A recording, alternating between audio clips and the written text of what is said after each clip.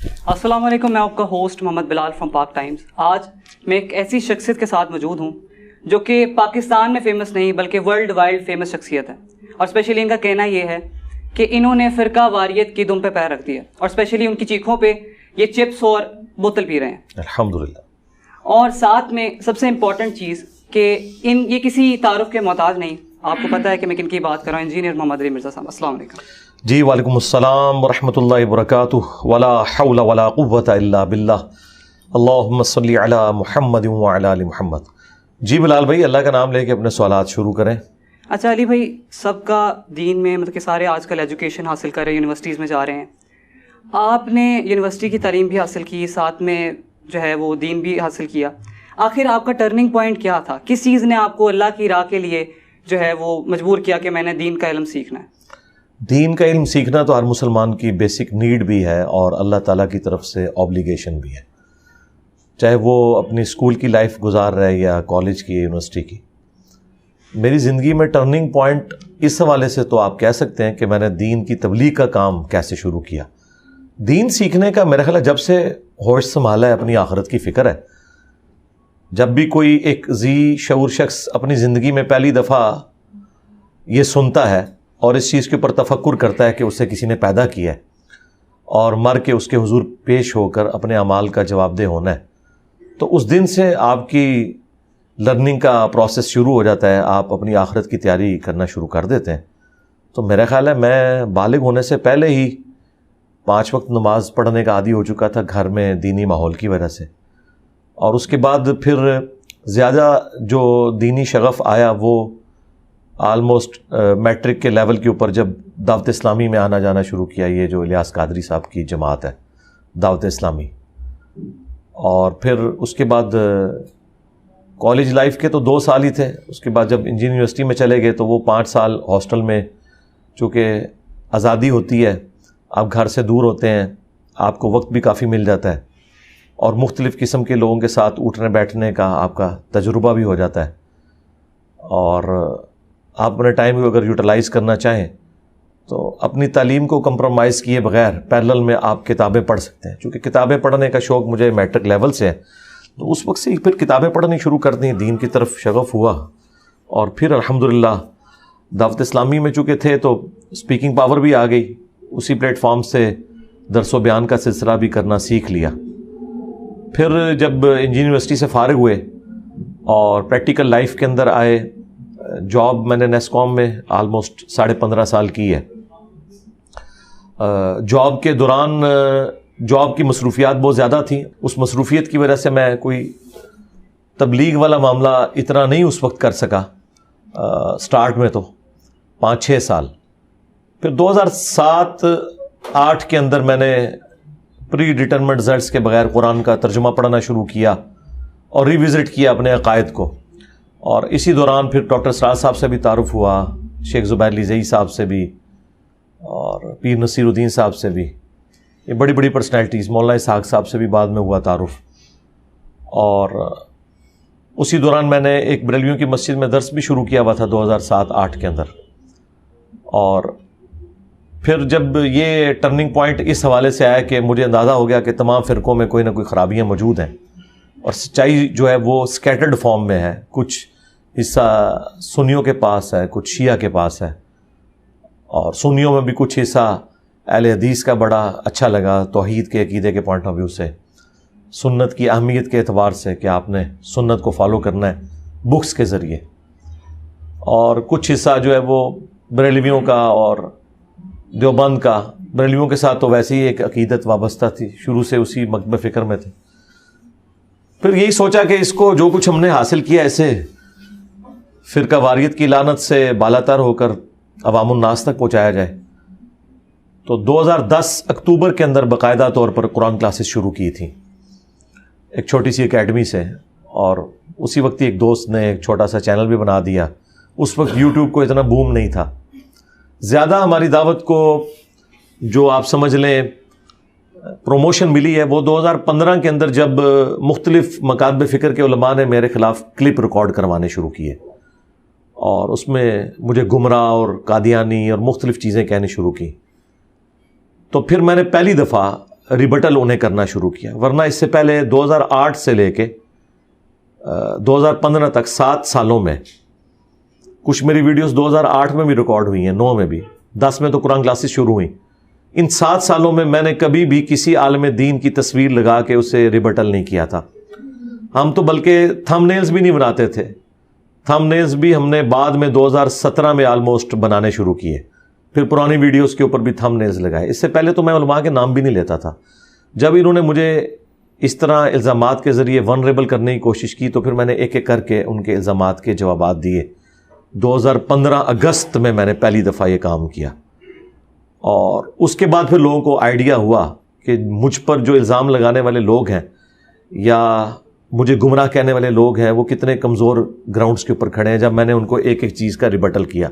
حالانکہ وہ ساری باتیں میں آلریڈی ویڈیوز میں کرتا تھا, لیکن جب آپ 1 to 1 ریبٹل کرنا شروع کرتے ہیں نا کہ تم نے یہ بات کی تو میں یہ کہتا ہوں اس کے جواب میں, جو میں آلریڈی بھی ویڈیوز میں کہہ چکا تھا, لیکن وہ اس وقت علماء کو ریبٹل کرتے ہوئے ریکارڈ نہیں ہوئے تھے, تو وہ پھر کلپس آہستہ آہستہ وائرل ہونے شروع ہوئے. اور پھر 2017 میں پہلی دفعہ مرڈر اٹیمپٹ ہوئی 28 اکتوبر کو. اس کے بعد ذرا معاملہ اور یعنی ایک سمجھ لیں انٹرنیشنل لیول کے اوپر اٹھنا شروع ہو گیا. اور اب تو ماشاءاللہ آج 18 جون 2023 میں تو ہر طرف انجینئر ہی ہو رہی ہے. میرا تو دعویٰ ہے کہ دنیا میں کوئی مسجد نہیں ہے, کوئی مدرسہ نہیں ہے جہاں میرا پازیٹیولی یا نیگیٹیولی ذکر نہ ہوتا ہوں. الحمدللہ. علی بھائی ڈیسٹینیشن کیا تھی, کیا ایم تھا, کیا لے کے چلے یوٹیوب کے اوپر؟ سب سے پہلے ڈیسٹینیشن تھی اپنی آخرت کی فکر پہلے نمبر پہ. یہ دعوت و تبلیغ کا کام جو میں نے اپنی میٹرک کی لائف سے شروع کیا دعوت اسلامی میں, اور یونیورسٹی کی لائف میں بھی, اور بعد میں ایک نیوٹرل پلیٹ فارم سے ایک سلسلہ شروع کیا. مقصد تھا اپنی آخرت کی فکر. دیکھیں کامیابی کے لیے اللہ تعالیٰ نے 4 شرائط بتائی ہیں. الا الذین آمنوا وعملوا الصالحات, ایمان لانے کے بعد نیک اعمال, وتواصوا بالحق, پھر حق بات کی آپ نے لوگوں کو وصیت کرنی ہے, وتواصوا بالصبر, اور چوتھی چیز یہ ہے کہ پھر آپ کو حق کے راستے میں جو تکلیف آئیں گی اس پہ آپ نے صبر کرنا ہے. تو یہ کامیابی کے لیے جو 4 شرائط ہیں نا, ان میں جو آخری 2 شرائط ہیں یہ مشکل ہیں. اس کو پورا کیے بغیر آپ جنت تک پہنچ نہیں سکتے. پہلی 2 شرائط پہ تو آپ کو کوئی بھی تنگ نہیں کرتا. آپ بھلے ایمان لے آئیں, نیک اعمال کریں, آپ کو کوئی کچھ نہیں کہے گا. لیکن جیسے ہی آپ لوگوں کو حق بات پہنچائیں گے کہ تم یہ غلط کر رہے ہو, تو آپ کو پھر وتواصوا بالصبر تک بھی پہنچنا پڑے گا. اور یہیں سے پھر ایک بدنامی والا سلسلہ بھی ہوگا. ظاہر ہے ہر بندے کے اعصاب اتنے مضبوط نہیں ہوتے کہ وہ سامنا کر سکے ان تمام چیزوں کا. یہی وجہ ہے کہ یہ جو کام میں نے کیا ہے نا, مجھ سے پہلے شاید صدیوں میں پچھلی کسی نے کیا ہو, ہمارے علم میں نہیں ہے. بہرحال جن لوگوں نے بھی کیا ان کو حکمران وقت مروا دیتے تھے, ان کی آواز زیادہ دور تک نہیں جاتی تھی, جو اکا دکا لوگوں کا ذکر ملتا ہے. اس بڑے لیول کے اوپر ہمارے اس پلیٹ فارم کی بات بھی نہیں پہنچنی تھی اگر یوٹیوب یا سوشل میڈیا نہ ہوتا. ادروائز تو یہ دعوت یہیں سے اٹھ کے یہیں پہ دفن ہو جاتی. ایون آج سے 30-40 سال پہلے بھی مختلف مکاتب فکر کے جب جلسے ہوا کرتے تھے گاؤں ایریا میں, تو شہر سے گاؤں میں اور گاؤں سے شہر میں بسوں پہ لوگ آیا کرتے تھے کہ فلاں مولوی کراچی سے آیا ہوا ہے, ہم نے اس کی تقریر سننی ہے, فلاں جو ہے وہ اکاڑا سے آیا ہوا ہے, فلاں پنڈی سے آیا, اس کی تقریر سننی ہے. اور یہ تقریر سننے والوں میں ہم خود بھی ہوا کرتے تھے. میں یعنی میٹرک لائف پہ بھی میرا یہ حال تھا کہ جو ربیع الاول کے پورے مہینے کے جلسے ہوتے تھے نا جیلم کی جتنی مسجدوں میں سارے سنتا تھا. یعنی اگر 30 جلسے ہیں نا 30 مختلف مساجد میں, تو میں عشاء کی نماز وہاں پڑھتا تھا, پھر رات 12-1 بجے تک جلسہ سننا. اتنا یعنی شوقین مزاج تھا میں اس وقت بھی چیزیں سننے کے اعتبار سے. لیکن اب یہ نہیں ہے. اب ایک بندہ خواہ کسی غار میں بیٹھ کے ویڈیو ریکارڈ کرائے اور اس کے پاس انٹرنیٹ کا کنیکشن موجود ہے, تو پوری دنیا میں وہ آگ لگا سکتا ہے. مدنی آگ کی میں بات کر رہا ہوں, نیگیٹو آگ نہیں. یعنی وہ آپ کہہ لیں نور پھیلا سکتا ہے علم کا. تو یہ میرا یعنی گول تھا بیسیکلی اپنی آخرت کی فکر, کہ میں یہ بات لوگوں تک پہنچاؤں تاکہ اللہ تعالیٰ مجھے یہ نہ پوچھے کہ تمہیں جب یہ سچائی پتہ چلی تھی تم نے لوگوں کو کیوں نہیں بتائی. یہ پرائمری مقصد تھا پہلے دن, آج بھی یہی ہے. باقی ظاہر ہے کہ پھر جب آپ دعوت کا کام کرتے ہیں اس میں جو ہرڈلز آتی ہیں, اس میں بعض اوقات آپ کی ذات کو بھی کوئی ملائن کرنے کی کوشش کرتا ہے, اس کو آپ ریبٹل کرتے ہیں. وہ اس لیے نہیں کر رہے ہوتے کہ آپ نے اس سے کوئی بینیفٹ حاصل کرنا ہوتا ہے. میرے ساتھ اب ایک دعوت جڑی ہوئی ہے. اس وقت اگر میرے کردار پہ کوئی حملہ کرتا ہے تو میں اسے ریبٹل اس لیے کرتا ہوں کہ میرے ساتھ ہزاروں لاکھوں لوگوں کی آخرت وابستہ ہے. میں یعنی دین کا کام کر رہا ہوں, تبلیغ کا کام کر رہا ہوں, مجھے اگر کوئی ملائن کرتا ہے تو میں نے اسے ریبٹل تو کرنا ہے. اس کا مقصد میری کوئی اپنی عزت افزائی نہیں ہوتی, ورنہ تو میں اس سسٹم کا بینیفیشری ہوتا نا. دنیا میں جب بھی کوئی کسی قسم کی دعوت لانچ کرتا ہے اس کا بینیفیشری ہوتا ہے نا, یعنی اس سے کوئی چندہ بک بناتا ہے, کوئی مذہبی جماعت بنا لیتا ہے, کوئی پولیٹیکل جماعت بنا لیتا ہے, اس سے کوئی فائدہ حاصل کرتا ہے, اور پھر یہ سارے کے سارے معاملات وہ اپنی دنیا بنانے کے لیے اس کے اوپر کرتا ہے, مدارس کی ایک چین شروع کر دیتا ہے. تو میں نے تو اس سسٹم سے کچھ بھی حاصل نہیں کیا سوائے اس کے کہ میری اپنی لائف ونریبل ہوئی, میری فیملی کی لائف ونریبل ہوئی, میرے قریبی ٹیم ممبرس کی لائف ونریبل ہو گئی. اور میں اپنے چینل سے آج بھی اگر میں ویڈیو ایڈز کے اوپر اسے مونیٹائز کر دوں تو میں 70-80 لاکھ 1 کروڑ روپیہ بھی مہینے کا کما سکتا ہوں. آپ لوگوں کو تو پتا ہے میری ویورشپ کا لیول کیا ہے. تو ہم یہ نہیں کر رہے, اس کا مطلب ہم نے سسٹم سے کچھ حاصل نہیں کیا سوائے اس کے کہ ہم اپنی آخرت کی فکر میں. اور ظاہر ہے چونکہ نبیوں والا کام ختم نبوت کی برکت سے اس امت کو ٹرانسفر ہوا ہے تو ہم اپنے نبی کی ڈیوٹی پوری کر رہے ہیں صلی اللہ علیہ وآلہ وسلم. اچھا علی بھائی, اس ٹائم آپ کے سبسکرائبر ماشاءاللہ کافی زیادہ ہیں, آپ کتنے چاہنے والے ہیں؟ کچھ اور بھی لوگ ہیں جو بابوں کو جانتے ہیں, ان کے بابوں نے کہتے ہیں کہ آپ نمازیں نہ پڑھیں, آپ کی نمازیں ہم پڑھ رہے ہیں, اور وہ ان سے پیسے لیتے ہیں. تو کیا آپ بھی اپنے یہ جو اسٹوڈنٹس ہیں کوئی ایسی خوشخبری دینا چاہتے ہیں؟ استغفر اللہ جی, یہ خوشخبری تو رسول اللہ نے اپنی امت کو دی صلی اللہ علیہ وآلہ وسلم, ہم کیسے دے سکتے ہیں؟ قرآن میں واضح 3 جگہ پہ ہے, سورہ یونس میں, سورہ الزمر میں, اور سورۃ الانعام میں. قل انی اخاف ان عصیت ربی عذاب یوم عظیم. اے نبی تم فرماؤ کہ بالفرض اگر میں بھی اپنے رب کی نافرمانی کروں تو مجھے بھی اس بات کا خوف ہے کہ بڑے دن کا عذاب مجھے بھی آ پکڑے گا. اور یہ بالفرض میں نے احتراماً لگایا, قرآن میں یہ الفاظ نہیں ہے, قرآن میں تو ہے قل انی اخاف. اے نبی تم فرماؤ میں خود بھی خوف رکھتا ہوں, ان عصیت ربی, کہ اگر میں نے اپنے رب کی نافرمانی کی تو بڑے دن کا عذاب مجھے آ پکڑے گا. پھر بخاری مسلم میں حدیث ہے, نبی الاسلام کو جب سورۃ الشعراء میں حکم ہوا کہ اپنے قریبی رشتہ داروں کو آخرت کا ڈر سنائیں تو آپ نے اپنے چچا کو مخاطب کر کے کہا کہ اے نبی کے چچا عباس, میرے مال سے جو لینا ہے لے لے, اگر اللہ نے تجھے پکڑ لیا میں تیرے کچھ کام نہیں آؤں گا. اے نبی کی پھوپھی صفیہ, میرے مال سے جو لینا ہے لے لے, اگر اللہ کے حضور تو پکڑی گئی تو میں تیرے کچھ کام نہیں آؤں گا. اے نبی کی بیٹی فاطمہ, میرے مال سے جو لینا ہے وہ لے لے, اگر اللہ کے حضور تو پکڑی گئی میں تیرے کچھ کام نہیں آؤں گا. تو جب نبی علیہ السلام یہ بات کر رہے ہیں تو اس کے بعد اگر کوئی شخص یہ کہتا ہے کہ کوئی میرا مرید بن جائے تو میں جنت میں اسے اپنے ساتھ لے کے جاؤں گا, تو اس کا مطلب ہے کہ وہ اس نبی کا ماننے والا نہیں جس کی قبر مدینے میں ہے صلی اللہ علیہ وآلہ وسلم. کیونکہ اگر وہ اس نبی کا ماننے والا ہے تو وہ اس قسم کی بکواسیات ارشاد نہیں فرما سکتا. ٹھیک ہے, یہ جو بکواسیات ان کے بزرگوں نے ارشاد فرمائی وہ اسی لیے کہ ان کو اپنے نبی کا تعارف نہیں تھا. اسی کو ہم نے عرض کیا ہے کہ مرنے سے پہلے اے مسلمان کر لے اس پہ غور, کتابوں کا خدا اور ہے, بابوں کا خدا اور. یعنی بابے کلیم تو کرتے ہیں اسی خدا کو ماننے اور اسی نبی کو ماننے کا, لیکن ان کوالٹیز کے ساتھ نہیں جو قرآن و سنت میں وارد ہوئی ہیں. تو ہم تو اس قسم کی کوئی بھی, ہمیں تو اپنی آخرت کی بھائی فکر ہے, سیدھی سی بات ہے. میں تو بانگے دول کیمرے میں کئی دفعہ کہہ چکا ہوں کہ مجھے سب سے پہلے اپنی آخرت کی فکر ہے. یہ پوری کائنات جہنم میں چلی جائے جی, مجھے ایک رتی برابر فرق نہیں پڑتا. قرآن میں تو اس سے اگلی بات ہے کہ لوگ کہیں گے کہ اللہ ہم سے ہمارے ماں باپ اولاد بیوی بچے سب لے لے, ہمیں چھوڑ دے. ٹھیک ہے, تو بیوی بچوں ماں باپ سے آگے تو انسان کو کوئی نہیں ہے. تو میں جو یہ جملہ بولتا ہوں کہ پوری کائنات جہنم میں چلی جائے مجھے کوئی فرق نہیں پڑتا, اور قیامت والے دن یہ جملہ سب نہیں بولنا ہے. تو دنیا میں اگر ہم اتنی بڑی بات کر رہے ہیں تو اس وجہ سے کہ ہمیں اپنی آخرت کی فکر ہے, تو ہمیں تو کوئی پرواہ نہیں, سارے جنت میں جائیں جہنم میں جائیں. اصل میں ہمارے لیے سب سے زیادہ اہمیت کی حامل یہ چیز ہے کہ میں جنت میں پہنچنے میں کامیاب ہوتا ہوں کہ نہیں. اگر میں جنت میں نہ گیا تو میری طرف سے تو پوری کائنات جنت میں جائے, مجھے کیا فرق پڑتا ہے. میں تو کہتا ہوں ٹھیک ہے میری دم کٹی ہے, سارے ہی جہنم میں جائیں. ٹھیک ہے, یہ لوگ ویسے ہی ایک بات کرتے ہیں کہ جی ہمیں کوئی امت کا درد ہو گیا. امت کا درد پیغمبر کو ہو سکتا ہے کیونکہ اللہ تعالیٰ نے اس کی تربیت ایسی کی ہے, اس کے انسٹنکٹ میں یہ درد رکھا ہے کہ حریص علیکم بالمؤمنین رؤوف رحیم. اس کے بعد امت کا درد کسی کو نہیں, سب اپنے اپنے درد میں ہے. اور یہ آپ کا رائٹ ہے کہ آپ سب سے پہلے قوا انفسکم واہلیکم نارا, بچاؤ اپنے آپ کو اور اپنے گھر والوں کو جہنم کی آگ سے. قرآن نے بھی ہمیں یہی حکم دیا ہے.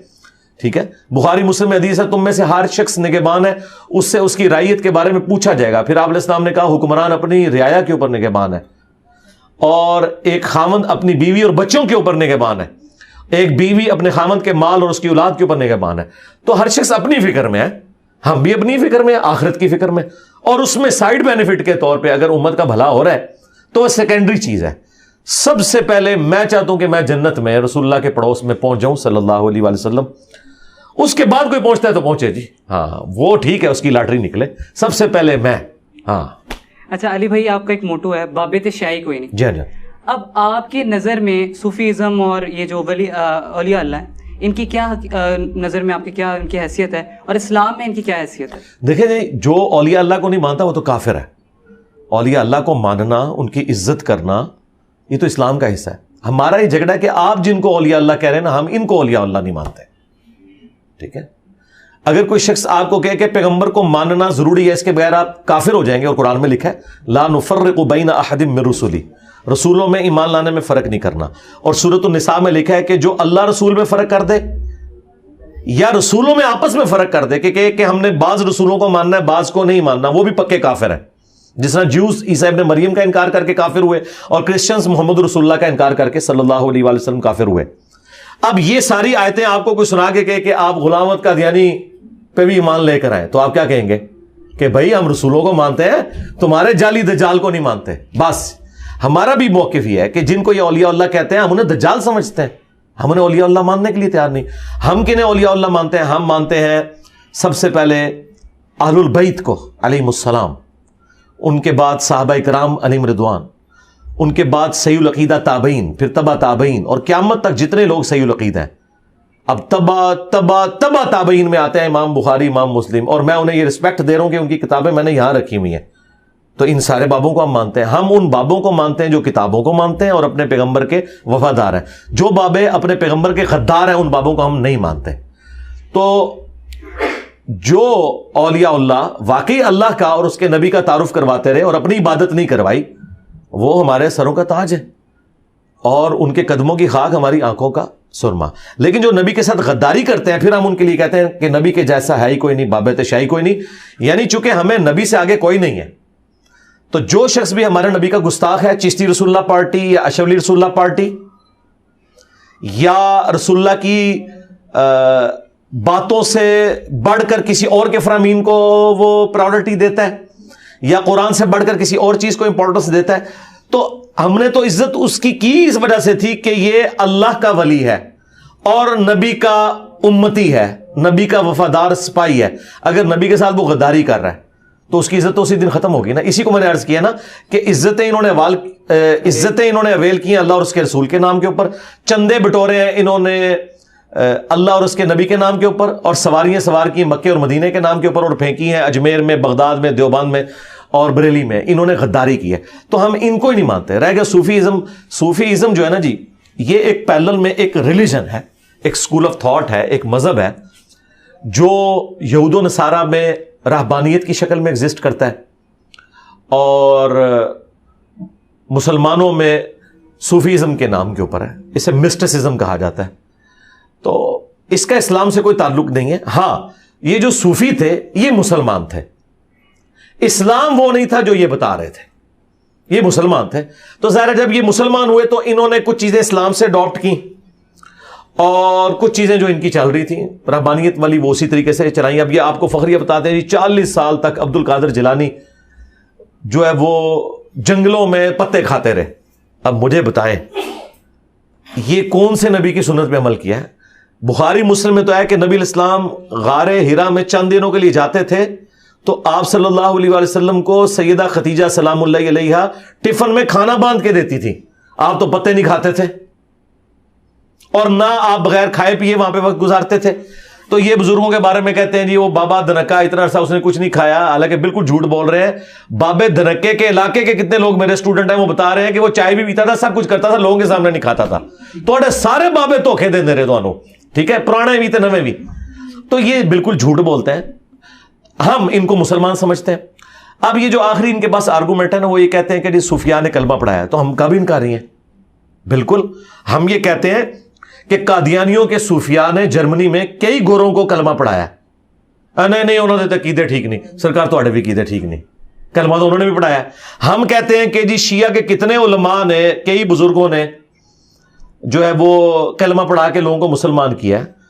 آج ایران میں جو اتنے بڑے لیول کی ریولوشن ہے وہ کوئی صوفی حنفی سنی تو نہیں لے کے آیا, یا شافعی کوئی سنی تو نہیں لے کے آیا, وہ ایک شیعہ عالم لے کے آئے, کہتے ہیں نہیں ان کے عقیدے غلط ہیں. تو پھر آپ یہ دلیل کیوں بناتے ہیں کہ کلمہ پڑھانا کسی کی بزرگی کی دلیل ہے؟ اور سب سے بڑھ کر ان کے اوپر جو میں سمجھتا ہوں بہت بڑی آزمائش پڑی وہ ڈاکٹر ذاکر نائک ہیں. یہ کہتے تھے 90 لاکھ ہندوؤں نو کلمہ پڑھا چھڑیا, اور 90 لاکھ تو اس ٹائم بادی نہیں سی. اچھا, ڈاکٹر ذاکر نائک نے تو کیمرے میں سینکڑوں ہندوؤں کو کلمہ پڑھایا, اور اس کی پاداش میں وہ حضرت ابراہیم علیہ السلام کی طرح غریب الوطنی کی زندگی گزار رہے ہیں. تو بریلویوں نے انہیں کیوں نہیں ولی اللہ مان لیا؟ تو پتہ کیا کہیں گے, نہیں کلمہ تے پڑھایا پر عقیدے ادھر ٹھیک نہیں, تواڈے بابے دے بھی عقیدے ٹھیک نہیں بھائی, چلو نسو چکو اپنے بابے تو لے جاؤ. اچھا علی بھائی, آپ کہتے ہیں کہ ہم نے قادیانیوں کو دائرہ اسلام سے نکال دیا کیونکہ انہوں نے اپنے نام کا کلمہ پڑھایا. جی جی. تو جب چشتی رسول اللہ ناؤز باللہ اور اشرف علی تھانوی رسول اللہ ناؤز باللہ اس طرح کے کلمے پڑھائے گے تو انہیں دائرہ اسلام سے باہر کیوں نکالا جاتا؟ جی, جو ان کلموں کو صحیح سمجھتے ہیں وہ دائرہ اسلام سے خارج ہیں. ہم کب کہتے ہیں؟ اب رہ گئے پرانے لوگ جو مر چکے, ہمیں نہیں پتا, ہو سکتا ہے توبہ کر کے مرے ہو سکتا ہے ان کی کتابوں میں تحریف ہوگی ہو, تو ان کے بارے میں بھی ہم کوئی حکم نہیں لگا سکتے. ہمارے سامنے آج کوئی آ کے کہنا میں چشتی رسول اللہ کو جائز سمجھتا ہوں, میں آج ہی اسے کافر کہتا ہوں. اب تو آپ دیکھ رہے ہیں ایک ایک کر کے وہ تو انکاری ہو گئے ہیں, ٹھیک ہے نا. انکاری ہونا ہی اس بات کی دلیل ہے کہ انہیں بھی پتا ہے یہ کفر ہے. اور بریلوی پچھلے 100 سال سے اشرف علی رسول اللہ کو کافر تو کہہ رہے ہیں, تو میں نے کوئی نئی بات تو نہیں کی ہے. تو معرفت کی بات کہہ کے اسے جب وہ ایک قسم کی باطل تعویل کر کے اس کا جواب دینے کی بھی کوشش کرتے ہیں نا, تو مانتے ہیں کہ یہ کلمات کفر ہے, لیکن وہ کہتے ہیں ان کو ہوش نہیں تھی اور پاگل بندے سے قلم اٹھا ہوا ہے, جو بخاری میں تعلیقاً مولا علی کا قول ہے, اور سنن ابن ماجہ میں مرفوعاً نبی الاسلام سے مولا علی نے روایت کیا کہ 3 لوگوں سے قلم اٹھ گیا ہے, پاگل شخص سے, سویا ہوا شخص اور جو بچہ ہے. تو وہ کہتے ہیں چونکہ ان کو ہوش نہیں تھی تو اس وقت انہوں نے یہ جو بکواسیات ارشاد فرمائی ہیں اس کی وجہ سے ان پہ گرفت نہیں ہوتی, لیکن ہے کفریات ہیں جو انہوں نے بکی ہیں. تعویل ادھر کرتے ہیں, یہ کسی کی جرت نہیں ہے کہ یہ کہے کہ وہ ہوش میں تھے اور انہوں نے بالکل ٹھیک کیا. یہ اگر کہہ دیں تو ہم انہیں کافر ہی سمجھیں گے. آج بھی کسی کی جرت نہیں ہو رہی. رہ گیا ہم اسے ہائی لائٹ اس لیے کرتے ہیں کہ جو یہ باطل تعویلات کر رہے ہیں نا, ان سے بھی ہم انہیں پیچھے کرنا چاہتے ہیں کہ شکر کرو کہ حضرت عمر نہیں ہے اس زمانے میں, ورنہ تمہارے گاٹے اتارے کہ یہ کون سی دین کی خدمت ہے کہ تم ان باتوں کا دفاع کر رہے ہو, یہ کون سی اسلام کی خدمت ہے. تو یہ چیز ہے. اچھا, اس میں ایک اور چیز آتی ہے کہ مسلمانوں کا جب بھی پکچرائز کیا جاتا ہے انہیں دوسرے پورے دنیا کے اندر, تو انہیں ہمیشہ شدت پسند دکھایا جاتا ہے, ہاتھوں میں چھریاں پکڑائی ہوتی ہیں اور انہیں اس طرح پکچرائز کیا جاتا ہے. اس پکچرائز کرنے کی وجہ کون ہے؟ وجہ یہ مولویوں کا طبقہ ہے نا. یہ کوئی غلط تو پکچرائز نہیں کیا جا رہا, کیا ٹوکے نہیں اٹھائے ہوئے انہوں نے؟ اب مجھے بتائیں, ٹوکے کے اوپر لکھا ہوا ہے لبیک یا رسول اللہ, مطلب آپ کیا میسج دینا چاہ رہے ہیں؟ اور یہ ٹوکے اگر کافروں پہ چلتے ہیں میدان جنگ میں, وہ بھی عام حالت میں نہیں, تو ہمیں صبر بھی آتا. یہ ٹوکا تو مسلمانوں پہ چلاتے ہیں, یہ ہم نے ان ٹوکوں کو کیا کرنا ہے؟ تو آپ کی جو پکچر دکھائی جا رہی ہے وہ بالکل ٹھیک دکھائی جا رہی ہے. آپ فیصل آباد شہر سے ہیں, دنیا میں جو بے حیائی پہ مبنی ویب سائٹس ہیں ان میں پہلے نمبر پہ فیصل آباد کا نمبر ہے, آپ کو پتا ہے؟ ہاں, اسٹیٹسٹیکل جو انالیسس جاری ہوا ہے, پاکستان کا پہلا نمبر ہے, اور پاکستان میں بھی فیصل آباد کا پہلا نمبر ہے. اب فیصل آباد کے لوگ یہ کہیں گے جی ہماری پکچر غلط دکھائی جا رہی ہے. بھائی کام میں تجھے غلط کر رہے ہو, ہاں, تو پکچر تو دکھائی جائے گی. آپ کا جو امیج دکھایا جا رہا ہے وہ آپ ہیں نا. ہاں, اب آپ یہ کہیں گے نہیں میجورٹی لوگ تو ٹھیک ہیں, یہ چند لوگ ہیں جن کی وجہ سے بدنامی ہو رہی ہے. تو یہ چند لوگ جن کی وجہ سے بدنامی ہو رہی ہے وہ آپ کے ہیں نا, تو صفائی آپ نے کرنی ہے نا. ان کو جو موقع مل رہا ہے وہ ٹھیک ہے, وہ کریں گے, ان کا رائٹ ہے, ان کو چاہیے کہ آپ کی یہ بدنامی والی چیزیں دکھائیں. پھر بھی تو آپ لوگوں نے کوئی دیکھیں, اگر بریلویوں کی بدنامی ہوتی ہے مزارات پہ ڈھول ڈمکوں اور قبروں پہ سجدے کی وجہ سے, احمد بریلوی صاحب اس کو حرام سمجھتے ہیں, بریلوی علماء بھی حرام سمجھتے ہیں, تو کیا آج تک کسی مزار سے انہوں نے یہ ڈھول ڈمکے ختم کروانے کی کوشش کی ہے؟ الٹا یہ لڑ پڑیں گے. میں آپ کو بتاؤں, میں 2000 آلموسٹ 7-8 کی بات ہے, بلکہ اس سے بھی پہلے کی ہے, 6-7 کی بات ہوگی. میں گولڈا دربار پہ بیٹھا ہوا, تو وہاں پہ انہوں نے لکھ کے لگایا کہ یہاں عورتیں نہیں آ سکتی, اس کے باوجود عورتیں آتی ہیں وہاں پہ, لکھ کے لگایا ہوا ہے. اچھا ہاں, وہ جو چند سٹیپ چڑھ کے قبر ہے نا, وہ سٹیپ نہیں چڑھنے دیتے, ان سٹیپس کے اوپر کے سائڈ پہ کھڑے ہو کے وہ دعا کر لیتی ہیں قبر پہ, اور وہ انہوں نے باطل تعویل کی ہے جی قبر پہ نہیں آ رہی, حالانکہ یہ مطلب یہ قبر ہے, یہ سٹیپ پہ اور یہاں کھڑی ہوئی ہوتی ہیں, ٹھیک ہے, 3-4 فٹ کا فاصلہ ہوتا ہے, اور وہ کہتے ہیں کہ نہیں جی قبر کے اوپر تو نہیں گئی, وہ نیچے کھڑی ہوئی ہیں. تو وہاں پہ لوگ سجدہ بھی کرتے ہیں, طواف کرتے ہیں. وہاں کے جو مفتی تھے, میں ان کے پاس گیا, میں نے کہا جی یہ جو کچھ ہو رہا ہے, انہوں نے کہا غلط ہو رہا ہے. تو میں نے کہا آپ اس کو روکتے کیوں نہیں؟ کہتے ہیں ہماری ذمہ داری, ہم نے یہاں لکھ کے لگا دیا کہ قبر کا طواف کرنا منع ہے اور قبروں پہ عورتوں کا آنا منع ہے, بس ہماری ذمہ داری پوری ہوگی. پھر میں نے انہیں پھکی اس زمانے میں دی. میں نے کہا اگر کوئی عورت یا مرد آ کے یہاں پہ صاحب قبر بزرگ کو گالیاں نکالنا شروع کر دے, پھر آپ ادھر صرف لکھ کے لگائیں گے کہ یہاں بابوں کو گالیاں نکالنا منع ہے؟ کہنا جی ایسی کی تیسی ہم روکیں گے. میں نے کہا جو اللہ کو گالیاں نکال رہے ہیں شرک کر کے, قرآن میں ہے نا قریب آسمان پھٹ پڑے اور پہاڑ جو ہے وہ ریزہ ریزہ ہو جائے اور زمین شک ہو جائے, جو شرک کرنے والے لوگ ہیں, ان دعوا للرحمن ولدا. تو اللہ کی حمیت تمہارے اندر کوئی نہیں ہے, بابوں کی حمیت ہے. تو میرا خیال ہے یہ خاموش گونگے شیطان, یہ مجرم اس سسٹم کا حصہ ہے, کیونکہ اس سسٹم کے بینیفیشری ہیں. انہیں پتہ ہے اگر ہم نے لوگوں کو ان کاموں سے روکا نہ تو لوگ مزاروں پہ آنا چھوڑ دیں گے, جب آئیں گے نہیں تو چندے نہیں آئیں گے. تو وہ کہتے ہیں خیر ہے بھلے سجدہ ہی کریں, ہمیں چندے دیتے رہیں, ہمارا دربار آباد رہے. اچھا علی بھائی, 90% جو مسلم ملک ہیں ان میں فسادات پائے جاتے ہیں, سیاسی فسادات پائے جاتے ہیں. اس کی وجہ کیا ہے؟ کیا سارے اسلامک کنٹریز کے اندر یہ چیزیں پائی جا رہی ہیں؟ کبھی کوئی سیاسی پرابلم بن رہی ہے جیسا ملوکیت والا معاملہ؟ ہاں یہ بھی ایک وجہ ہے, ملوکیت بھی ایک وجہ ہے. اور زیادہ تر مسلمان ملکوں میں ہے, ظاہر ہے بدماشی ہے یہاں پہ حکمرانوں کی, اسی وجہ سے یہ سب کچھ ہو رہا ہے. اور وہ جو ڈیموکریٹک ویلیوز ہیں اور سوشل ایتھک ہے اس کو پروان نہیں چڑھنے دیتے, اس وجہ سے یہ سب کچھ ہوتا ہے. باقی اور ملکوں میں بھی فسادات ہو رہے ہیں, صرف مسلمان ملکوں میں نہیں. لیکن اسپیسیفکلی آپ کی بات بالکل ٹھیک ہے. اس کی وجہ یہ ہے کہ ان کی بدماشی ہے, اور صدیوں سے انہوں نے جو امپائرز ٹوٹی بھی ہیں تب بھی ان کے دماغ سے وہ خمار نہیں امپائرز والا جا رہا. حالانکہ ہم ملک بن چکے ہیں, انسانیت نے لرن کیا. اور اس میں میں سب سے یعنی آپ سمجھ لیں ماڈرن ایج میں سب سے بڑا جو بینچ مارک ہے وہ فرینچ ریولوشن تھی. فرینچ ریولوشن کے بعد انسانیت نے ٹھوکریں کھا کے یہ چیز سیکھی ہے کہ انسان آزاد ہے. اسلام نے تو بات کی تھی, خلفائے راشدین بھی اس سسٹم کو لے کے چلے, لیکن پھر ملوکیت شروع ہوگی, عرب امپیریلزم, بنو امیہ, بنو عباس. ماڈرن ایج میں اگر آپ ٹرننگ پوائنٹ کہنا انسانیت کا, وہ فرینچ ریولوشن ہے. اس کے بعد یہ ساری چیزیں سامنے آنا شروع ہوئی ہیں کہ ہر انسان کو جینے کا حق ہے, ہر بندے کا ایک ووٹ ہے, کوئی کسی انسان کو غلام نہیں بنا سکتا. پوری دنیا نے سب کچھ جو مستعار لیا ہے نا وہ ادھر سے ہی لیا ہے. علی بھائی آپ کے فیمنزم کے بارے میں کیا موقف ہے؟ یہ جو عورتوں کے حقوق کہتے ہیں ہماری جی روٹس ہماری پازیٹیو ہیں, ہم کسی غلط چیز کے بارے میں بات نہیں کر رہے, حالانکہ بے حیائی انتہا کی ان چیزوں کے. یار وہ ایک فیکٹر ہے. میں اوور آل جو ہے نا عورتوں کا جو استحصال ہو رہا ہے نا سب کانٹیننٹ کے معاشرے میں, میں تو مطلب عورتوں کے ساتھ کھڑا ہوں اس مسئلے میں. ان کو ان کے بیسک رائٹس نہیں دیے جاتے. کتنے دیندار لوگ ہیں وہ بہنوں کی جدادیں دبا لیتے ہیں, ان کو وراثت میں حصہ نہیں دیتے. خامند جو ہے وہ اپنی بیویوں کو جائز حق نہیں دیتے, انہیں کنیزیں بنا کے رکھا ہوا ہے. خود باہر کے ملکوں میں بیٹھے ہوئے ہیں, یہاں ماں باپ کے لیے ایک نوکرانی وہ بیاہ کے دے جاتے ہیں, ٹھیک ہے, اور وہ ان کی ڈانٹیں بھی کھاتی ہے. اور پھر ان خامدوں کی بہنیں جب بچوں سمیت آ کے چھٹیاں یہاں گزارنے آتی ہیں ان کے برتن بھی وہ مانجتی ہیں. تو اوور آل یہ جو کچھ 8 مارچ کے دن ہو رہا ہے اس میں بے حیائی والا فیکٹر ایک سائڈ پہ کرتے ہیں, باقی ساری ڈیمانڈیں تو ان کی ٹھیک ہے.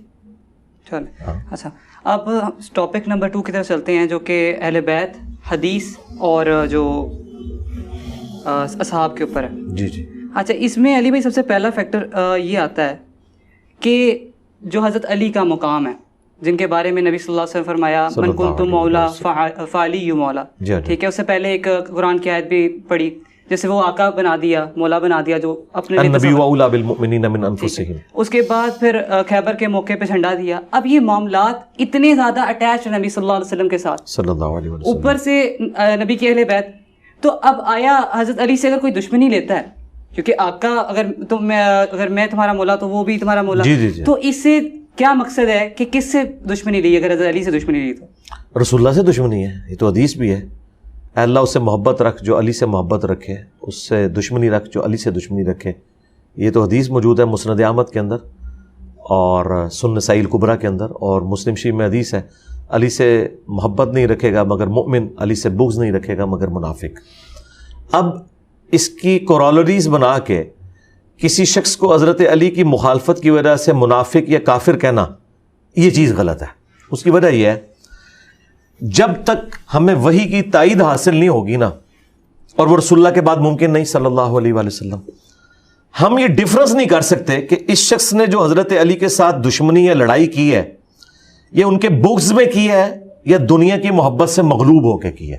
کیونکہ دو فیکٹر ہیں نا کہ بندہ دنیا کی محبت میں مغلوب ہو کے کوئی کام کرتا ہے. اب مجھے بتائیں, بڑے بڑے نیک لوگ دنیا کی لذت کی وجہ سے اگر گناہ کا کام کر بیٹھے, ہم یہ تو نہیں کہیں گے کہ وہ اللہ سے بغض رکھتے ہیں. ہاں, اللہ سے بغض نہیں تھا, شیطان کہتے چڑھ گئے, وقتی طور پہ شہوت کا شکار ہو گئے, یا دنیا کی محبت کی وجہ سے دنیا کی منفیت کی خاطر, دنیا کے مال کی خاطر ڈی ٹریک ہو گئے, انٹینشن پیچھے بری نہیں تھی. تو آج کی ڈیٹ میں چونکہ ہمیں وحی کی تائید حاصل نہیں ہے, لہٰذا جو لوگ بھی حضرت علی کے مخالفین ہیں, ایون خوارج بھی ہیں, انہیں بھی ہم منافق نہیں کہتے. اس کی وجہ ہے کہ دیکھیں حضرت علی کا سب سے بڑھ کر دفاع تو حضرت علی خود کر سکتے تھے نا.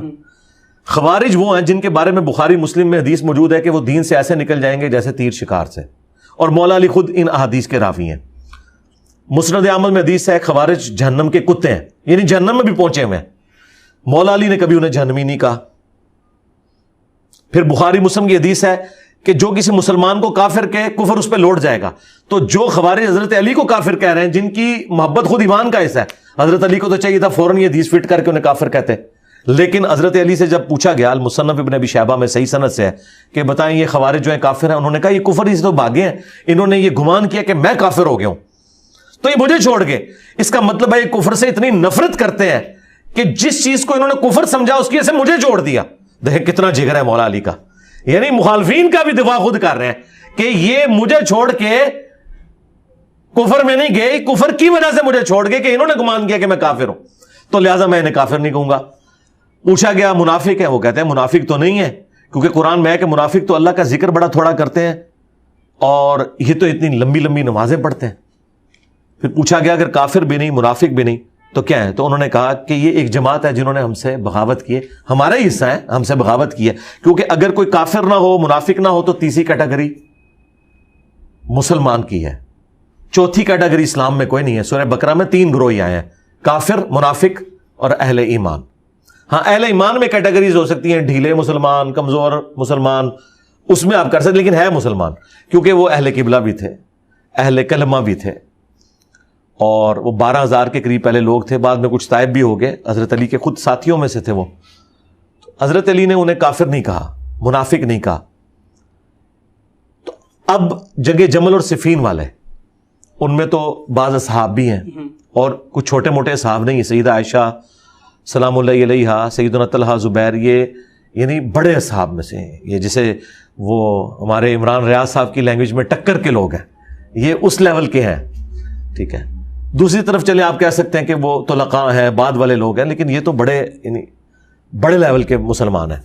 مگر جب علی بھائی آپ کو پتہ ہے کہ حضرت علی کی کیا فضیلتیں ہیں, آپ کے سامنے نبی صلی اللہ علیہ وسلم کی اتنی ساری حدیثیں آئی ہیں, اس میں کون شخص جرأت کر سکتا ہے کہ اس شخص سے جنگ لے جس کے بارے میں نبی صلی اللہ علیہ وسلم اتنی فضیلتیں بتائی ہوں؟ جی جرأت کر سکتا ہے نا, کیونکہ شیطان جو ہے نا وہ ان سے زیادہ طاقتور ہے نا.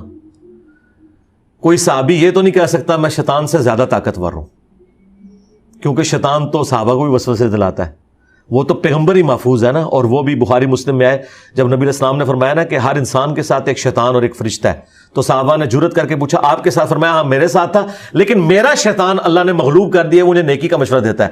تو نبی علیہ السلام کے ساتھ جو شیطان تھا وہ تو ہو گیا مسلمان, باقی جس کے ساتھ بھی شیطان لگا ہوا ہے وہ ظاہر ہے وہ اپنی شیطنت کرے گا, تو انسان نفس سے مغلوب تو ہوتا ہے.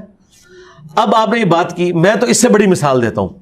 مجھے بتائیں حضرت علی کے ساتھ غداری کرنا یہ بڑا جرم ہے, یا رسول اللہ کے ساتھ غداری کرنا بڑا جرم ہے؟ رسول اللہ صلی اللہ علیہ وسلم. تو ابن ابی بلتا نے کس کے ساتھ غداری کی ہے؟ رسول اللہ. اور بدری صحابی ہے, بدری صحابی, بخاری مسلم میں آیا ہے کہ بدری صحابہ میں سے ہے, اور اس نے نبی علیہ السلام کا راز لیک کر دیا کہ مشرکین عرب کو خط لکھ دیا کہ آپ کے اوپر رسول اللہ حملہ آور ہونے والے ہیں, اور یہ جو میں نے راز لیک کیا ہے نا اس کے بدلے میں تم میرے اہل و عیال اور میرے مال و دولت کا تم نے حفاظت کرنی ہے. اور وہ اللہ تعالیٰ نے وحی کے ذریعے نبی علیہ السلام کو بتایا. آپ نے حضرت علی اور چند ساتھیوں کو بھیجا, ایک مقام پہ اس عورت کو گرفتار کیا. آپ نے فرمایا وہ عورت ہے, اس کے پاس ہے. اب اس عورت کی جب تلاشی لی گئی تو خط نہیں نکل رہا تھا, تو حضرت علی نے کہا کہ جس شخص نے مجھے بھیجا ہے نہ وہ جھوٹا ہے اور نہ وہ جھوٹا ہے جس نے اسے خبر دی. یعنی مولا علی کا علم غیب کا عقیدہ بھی یہ تھا کہ حضور علم غیب نہیں جانتے, اللہ ان کو بتاتا ہے. ٹھیک ہے, میں ساتھ ساتھ کلیئر کر رہا ہوں, تو بابت شاہی کوئی نہیں نا. تو اگر تیرے کپڑے بھی اتروانے پڑے تو اترواؤں گا, بتا وہ خط کدھر ہے. تو اس نے پھر اپنے جوڑے سے خط کھولا. اب وہ خط حضور کی بارگاہ میں آیا. بخاری مسلم کے الفاظ ہیں کہ حضرت عمر نے کہا یا رسول اللہ اجازت دیں میں اس کا گلا کاٹ دوں. اب حضرت عمر کا ریاکشن بالکل جینون تھا, نبی کے ساتھ غداری کی. آپ نے فرمایا کہ عمر چھوڑ دو, اللہ تعالیٰ نے اصحاب بدر کی اگلی پچھلی غلطیاں معاف کر دی ہیں, اور یہ سب کچھ دنیا کی محبت کے غلبے کی وجہ سے ہوا. کیونکہ سورہ ممتحنہ میں پھر وہ آیات نازل ہوئیں کہ تم لوگوں نے اللہ رسول کے دشمنوں کو اپنا دوست بنا لیا ہے, تمہارا ایمان کامل نہیں ہو سکتا جب تک کہ تم اپنی ٹاپ پرائرٹی اللہ رسول کو نہیں بنا لیتے اور دشمنوں سے اعلان برات نہیں کرتے. یہ ابن ابی بلتا کے بارے میں آیات سورہ ممتحنہ کی نازل ہوئی, اور اس سے ایک اور مسئلہ نکلا جو امت کے لیے امام بخاری نے ایک ایسا مسئلہ اس سے اخذ کیا کہ جس کی وجہ سے میں سمجھتا ہوں کہ سنی شیعہ جو یہ قتل و غارت ہے ختم ہو سکتا ہے. امام بخاری نے اس حدیث کو چیپٹر کی ہیڈنگ میں لکھ کے نا اس سے رزلٹ نکالا کہ اگر کوئی شخص اپنے علم کی بنیاد پہ کسی مومن کو کافر کہہ لے تو وہ کافر نہیں ہوگا. حضرت عمر نے ایک بدری صحابی کو کافر کہا اور کفر نہیں لوٹا, تو آج اگر حضرت ابوبکر عمر کو کوئی کافر کہہ لے تو کفر کیسے لوٹ جائے گا؟ اگر حضرت عمر ایک بدری کو کافر کہے تو ان پہ کفر نہیں لوٹتا. کیوں؟ انہوں نے رزلٹ یہ نکالا کہ اس نے نبی کے ساتھ غداری کی ہے تو یہ کافر ہے, اور پھر حضرت عمر سے حضور نے توبہ بھی نہیں کروائی. آج بھی اگر کسی تک کوئی غلط انفارمیشن پہنچی اور اس نے یہ گمان کیا کہ فاطمہ کے قاتل نعوذ باللہ حضرت عمر ہے اور اس کی وجہ سے حضرت عمر کو وہ کافر کہتا ہے, تو ہم اس کی اصلاح کی کوشش کریں گے, اسے کافر نہیں کہیں گے کیونکہ اس تک انفارمیشن ہی غلط پہنچی. تو امام بخاری نے یہ لکھا ہے کہ اگر کوئی کسی صحابی کو کافر کہہ لے اس پہ کفر نہیں لوٹے گا اپنی غلط فہمی کی وجہ سے. یہ رزلٹ امام بخاری نے نکالا ہے, میں نے بیان کیا, یہ سارے میرے پیچھے پڑ گئے. تو اچھا ہو گیا, اس کے بعد آپ کو پتا چل گیا انہوں نے بخاری بھی کو نہیں پڑھی ہوئی, نہ وہابیوں نے پڑھی ہوئی ہے نہ سنیوں نے پڑھی ہوئی ہے, بخاری بھی میں ان کو آگے پڑھا رہا ہوں. تو آپ ان معاملات کو سمجھیں. میرے نزدیک یہ جتنی جنگیں ہیں شیطان کے ورگلانے کی وجہ سے ہوئی ہیں, اگرچہ ان کو مقام حضرت علی کا پتہ تھا, ایسا نہیں ہے. ایون حضرت امیر معاویہ رضی اللہ تعالیٰ عنہ جب گورنر شام تھے, ابو داؤد ترمذی میں روایت موجود ہے, اور باقی اس علاقے کے اوپر حضرت علی تھے, تو اس وقت بھی جب دینی مسئلے کے لیے حضرت معاویہ نے باقاعدہ حضرت علی کو خط لکھا کہ مجھے اس مسئلے میں آپ گائیڈ کریں, تو حضرت علی نے اس کا جواب بھی دیا ان کو. اس کا مطلب ہے وہ حضرت علی کا علمی مرتبہ بھی اپنے پہ مانتے تھے, اور حضرت علی بھی انہیں مسلمانوں کی طرح ٹریٹ کرتے تھے. یعنی غالی رافضیوں کی طرح یہ نہیں ہے کہ وہ حضرت معاویہ کو منافق سمجھتے تھے. اس لیے آپ دیکھیں کراچی سے جب مفتی فضل ہمدرد صاحب آئے تھے بریلویوں کے, جو آلموسٹ اب رافضیت کی طرف مائل ہو گئے ہیں, تو اس وقت بھی خیر وہ تھے, تو میں نے ان کے ساتھ جو ایک detail question answer session record کیا ہے, تو آپ دیکھیں کہ میں نے کوئی لمٹ کراس نہیں کی ہے. جو جتنی بات ہے میں نے وہ کی ہے کہ بس یہ اتنی بات ہے, اس کے بعد کوئی اگر بات کرتا ہے وہ غلو پر مبنی ہے. اسی لیے میں اوورآل جو اہل سنت کا منہج ہے اسے یعنی حق پہ مانتا ہوں, شیعہ کو بھی مسلمان سمجھتا ہوں, لیکن اہل سنت کا منہج حق پہ ہے کہ حضرت علی کی شان پہ انہوں نے کمپرومائز کوئی نہیں کیا, اور حضرت علی کی محبت میں مخالفین جو صحابہ کرام تھے, اصحاب جمل وہ تو اعلیٰ درجے کے مسلمان ہیں, یا اصحاب صفین بھی ہوں, ان کی تکفیر نہیں کی, بلکہ یہ کہا کہ انہیں غلطی لگی ہے اور اللہ تعالیٰ ان کی غلطیوں سے درگزر کرے, ہم حضرت علی کے ساتھی ہیں. یعنی انہوں نے وہ ایک ریڈ لائن کو کبھی کراس نہیں کیا, باوجود اس کے کہ حضرت علی کو وہ حق پہ مانتے تھے. انہوں نے مخالف جو پارٹی تھی ان کا احترام نہیں کام ہونے دیا. اور میں سمجھتا ہوں کہ مولا علی کا سب سے بڑا اگر کوئی شیعہ ہے نا پلانٹ ارتھ پہ تو عمار ابن یاسر ہے, اور بخاری میں ان کا خطبہ ہے کوفے کے ممبر پہ کہ لوگوں اللہ نے تمہیں آزمایا, ایک طرف دنیا اور آخرت میں تمہارے نبی کی بیوی ہیں عائشہ, آخرت میں بھی کہہ دیا بیوی ہیں. تو مطلب یہ ہے کہ حضرت عائشہ کو عمار ابن یاسر جنتی سمجھتے تھے, نہ صرف جنتی بلکہ جنت میں حضور کی بیوی, اس سے بڑا تو کوئی مرتبہ نہیں ہو سکتا. لیکن کہا کہ اللہ نے تمہیں آزمایا کہ تم اللہ کی اطاعت کرتے ہو یا عائشہ کی. یعنی اس وقت امیر المومنین کی اطاعت اللہ کی اطاعت ہے, کیونکہ وہ اولی الامر منکم ہے. وہ حضرت علی کو حق پہ ماننے کے باوجود حضرت عائشہ کا مرتبہ وہ کم نہیں کر رہے. اور دوسرا جو خطرناک رزلٹ اس میں سے نکل رہا ہے کہ عمار ابن یاسر حضرت عائشہ کی جنگ کو اللہ کے خلاف جنگ مان رہے ہیں. کیونکہ وہ کہہ رہے ہیں کہ اللہ تمہیں آزما رہا ہے کہ تم اللہ کی اطاعت کرتے ہو یا عائشہ کی. تو یہ تو چھوٹے چھوٹے الفاظ لے کے بیٹھے ہوئے ہیں کہ آپ نے کسی کو ظالم کہہ دیا، حالانکہ حدیث میں بدبخت کے الفاظ تھے، میں نے اسے نارملائز کیا تھا. شکی کا میں نے ترجمہ ظالم کر دیا تھا، چھوٹا لفظ استعمال کیا تھا. یا عمار بن یاسر نے اہل صفین کے بارے میں سنن کبریٰ البیہقی میں کہا کہ یہ کافر اور منافق نہیں ہے بلکہ یہ فاسق ہیں اور ظالم ہے. وہاں تو ظالم کا لفظ بھی موجود ہے. بخاری میں تو الفاظ ہیں کہ اللہ ورسز سیدہ عائشہ. یہی مطلب ہے، جائیں دنیا کی اسی عدالت میں لے جائیں کہ اس بات کا کیا مطلب ہے کہ اللہ تمہیں آزما رہا ہے کہ تم عائشہ کی اطاعت کرتے ہو یا اللہ کی. اس لیے تو شیخ البانی نے یہ ساری حدیثیں ایک جگہ جمع کی ہیں. وہ جو حدیث حوب جو کتے بھونکنے والی حدیث تھی، اس کے تحت انہوں نے باقاعدہ لکھا ہے. انہوں نے کہا کہ یہ بات بالکل غلط ہے کہ اگر ہم کہیں کہ دونوں پارٹیاں درست تھیں. ہزاروں مسلمانوں کا خون ہم کس کے ہاتھوں پہ تلاش کریں؟ یہ ماننا پڑے گا کہ حضرت علی اور ان کے ساتھی حق پہ تھے، مخالفین جو ہے وہ غلطی پر تھے. ہاں ان کی غلطی اجتہادی تھی لیکن غلطی انہی کی تھی، حضرت علی حق پہ تھے. اب حضرت عائشہ کے معاملے میں تو حدیث مکمل ہوئی اور حضرت عائشہ واپس چلے گئے، مگر نہیں واپس کوئی نہیں گئی ہیں جی. کہاں سے واپس گئی؟ حضرت علی نے جب انہیں واپس، ہاں لیکن جنگ پوری لڑی ہے نا، ہزاروں لوگ قتل ہوئے ہیں نا جی. پتا چل گیا نا کہ نبی صلی اللہ علیہ وسلم کی حدیث مکمل ہو گئی جو انہوں نے کہا تھا کتے بھونکیں گے. مگر جب امیر معاویہ رضی اللہ تعالی عنہ کو جب انہیں پتا چلا تو انہوں نے آگے سے کہا کہ جی ہم نے کب قتل کروایا، اسے تو علی نہ لاتا ہمارے. تو پھر دیکھ لینا، حضرت علی نے بھی تو ان کو کوئی نہیں معاف کیا نا. حضرت عائشہ کو تو معاف کیا ہے اور 50 عورتوں کے ساتھ اور ساتھ ان کا اپنا بھائی محمد بن ابی بکر جس کی پرورش مولا علی نے کی تھی وہ ساتھ بھجوایا ہے اور حضور کی وصیت پہ عمل کیا ہے کہ جب وہ ایسا کرے گی اس کے گھر تک اسے پہنچا دینا. تو امیر شام کو تو معاف کوئی نہیں کیا نا، بلکہ کہا ہے کہ مصنف ابن ابی شیبہ میں کہ میں اللہ سے امید کرتا ہوں کہ میرے مخالفین بھی جنت میں چلے جائیں گے اور قیامت والے دن معاملہ جو ہے وہ میرے اور معاویہ کے درمیان اللہ کی بارگاہ میں طے پائے گا. تو حضرت علی نے اسے ڈیلے کر دیا ہے قیامت کے دن تک کے لیے. تو حضرت علی نے معاف بھی کوئی نہیں کیا، الٹا قنوت نازلہ پڑی ہے اللہم علیک بمعاویہ واشیعہ. تو اسی لیے ہم بنو امیہ سے تو ہماری صلح نہیں ہو سکتی. بنو امیہ سے مراد جو حضرت علی کے مخالفین ہیں. بنو امیہ میں کئی لوگ جنگ صفین میں حضرت علی کے ساتھی بھی تھے، ان کو تو ہم رضی اللہ عنہ کہتے ہیں، ان کو تو ہم احترام سے رضی اللہ عنہ تو خیر ان کو بھی کہہ رہے ہوتے ہیں لیکن ان کو تو ہم شیعان علی میں سے مانتے ہیں. تو اب اس معاملے پہ اب دیکھیں دونوں طرف الگ الگ بات آ رہی ہے حضرت عائشہ کے بعد، تو یہ دونوں معاملے مل تو نہیں سکتے؟ نہیں مل نہیں سکتے، یہ دو نمبری ہے اس کو ملانا.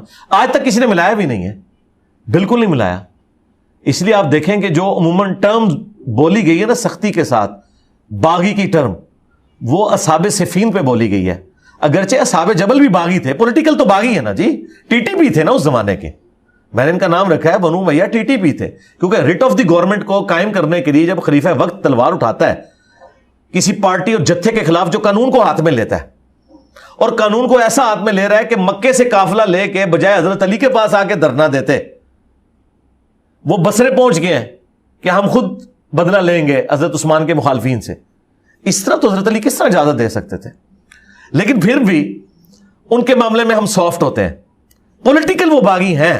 ہاں وہ مسلم میں واضح حدیث ہے کہ میری امت میں 2 گروہ بن جائیں گے اور اقرب الی الحق وہ ہوگا جو قتال کرے گا خوارج کے ساتھ، بیچ میں سے خوارج کا گروہ نکلے گا. تو 2 گروہ کون سے؟ ایک حضرت علی کا گروہ اور ایک دوسرا گروہ جو قاتلین عثمان کے حوالے سے انہوں نے سٹانس فرنٹ پہ رکھا ہوا تھا، چاہے وہ صحابہ جمل ہو یا صفین ہو، اور بیچ میں خوارج. اور اقرب الی الحق کا مطلب حق کے قریب نہیں، حق والا ہے، کیونکہ سورہ آل عمران میں ہے کہ منافقین غزوہ احد کے دن اقرب تھے کفر کے ایز کمپیئر ٹو ایمان کے. حالانکہ منافق تو کافر ہوتا ہے، وہ تو مسلمان ہوتا ہی نہیں ہے. یہ ایک محاورتاً جملہ بولا گیا. تو جو اصحاب جمل ہے چونکہ انہوں نے رجوع کیا، حضرت طلحہ بھی جنگ چھوڑ گئے، حضرت زبیر نے بھی جنگ چھوڑ دی اور انہیں شرمندگی تھی، تو اس لیے وہ تو رجوع کی طرف چلے گئے. عائشہ کا بھی رجوع آ گیا، اس لیے ان کے بارے میں لوگ تھوڑا سافٹ گفتگو کرتے ہیں. ادروائز پولیٹیکلی جو خلیفہ وقت کے خلاف کھڑا ہوتا ہے وہ باغی ہے. لیکن یہ بغاوت اسلام سے نہیں بلکہ پولیٹیکل ٹرم میں بغاوت ہے. یہ کوئی کفر والا مسئلہ نہیں ہے. وہ قرآن میں ہے 2 مسلمانوں کے گروہ اگر لڑ پڑیں اور اگر ایک گروہ باغی ہوتا ہے اس کو تلوار کے ذریعے آمادہ کرو. اللہ نے قرآن میں ایسے گروہ کو مسلمان کہا ہے، تو مسلمان بھی مسلمان سے لڑ سکتا ہے. وہ پولیٹیکل ٹرم میں اس کے لیے بغاوت کا لفظ قرآن کہتے ہیں، باغی لکھا ہے، قرآن میں لکھا ہوا ہے. حضرت علی نے سورہ حجرات کی آیت نمبر 9 کے تحت جو جنگ جمل لڑی ہے وہ قرآن میں لکھا ہوا تھا کہ اگر گروہ باغی ہو جائے تو آپ نے اس سے قتال کرنا ہے، تو آپ نے قتال کیا ہے. تو یہ جو قتال ہے یہ پولیٹیکل ٹرم میں باغی ہے، لیکن جو اصحاب صفین ہیں ان لوگوں نے چونکہ توبہ نہیں کی ہے، لہٰذا ہم جو صحابیت والا احترام ہے وہ اپنی جگہ کرتے ہیں، لیکن ظاہر ہے ان کا سٹیٹس جو ہے وہ اصحاب جمل والا تو نہیں ہو سکتا۔ اچھا، جب آپ ماموں پارٹی کہتے ہیں اہل حدیثوں کو، دوسرے فرقوں کو، تو ان کی ایک دم پہ پاؤں آ جاتا ہے اور وہ چیختے ہیں اس بات پہ، تو کیا وہ آپ کے ماموں نہیں؟ میرے ماموں بھی ہیں، لیکن مسئلہ یہ ہے کہ میرے ماموں تو 30 سے زیادہ ہیں۔ عبداللہ بن عمر کیا ماموں نہیں ہے جنہیں بنو امیہ نے قتل کیا؟ عبد الرحمن بن ابی بکر، محمد بن ابی بکر، دونوں حضرت ابو بکر کے بیٹے ہیں، ان دونوں کے قاتلین بنو امیہ ہیں، کیا وہ ماموں نہیں ہیں؟ تو نبی علیہ السلام کی بیویوں کے اگر بھائی ماموں ہے تو پھر ایک ہی ماموں کیوں؟ آج تک میں نے تو نہیں سنا کہ امت کے ماموں محمد بن ابی بکر، اس لیے کہ وہ حضرت علی کے ساتھی تھے جنگ جمل میں، اور حضرت عائشہ اپنی بہن کو سمجھاتے تھے کہ تو یہ کام نہ کر، اس لیے تو اب ماموں بھی تو انہوں نے پکڑ، تو یہ ماموں اگر وہ والا ماموں ہوتا تو 30 ماموں کو مانتے ہیں، یہ ایک ماموں کو مانتے ہیں، وہ ان کا ماموں ہے، ٹھیک ہے؟ ہم جنرل سارے ماموں کو مانتے ہیں۔ اور پھر اس سے اگلی بات، حضرت علی کو کیوں نہیں کہتے ہیں امت کا چچا؟ کیا نبی علیہ السلام کے چچا زاد بھائی نہیں ہیں حضرت علی؟ انہیں کیوں نہیں کہتے ہیں امت کے چچا؟ کبھی سنا ہے آپ نے امت کا چچا؟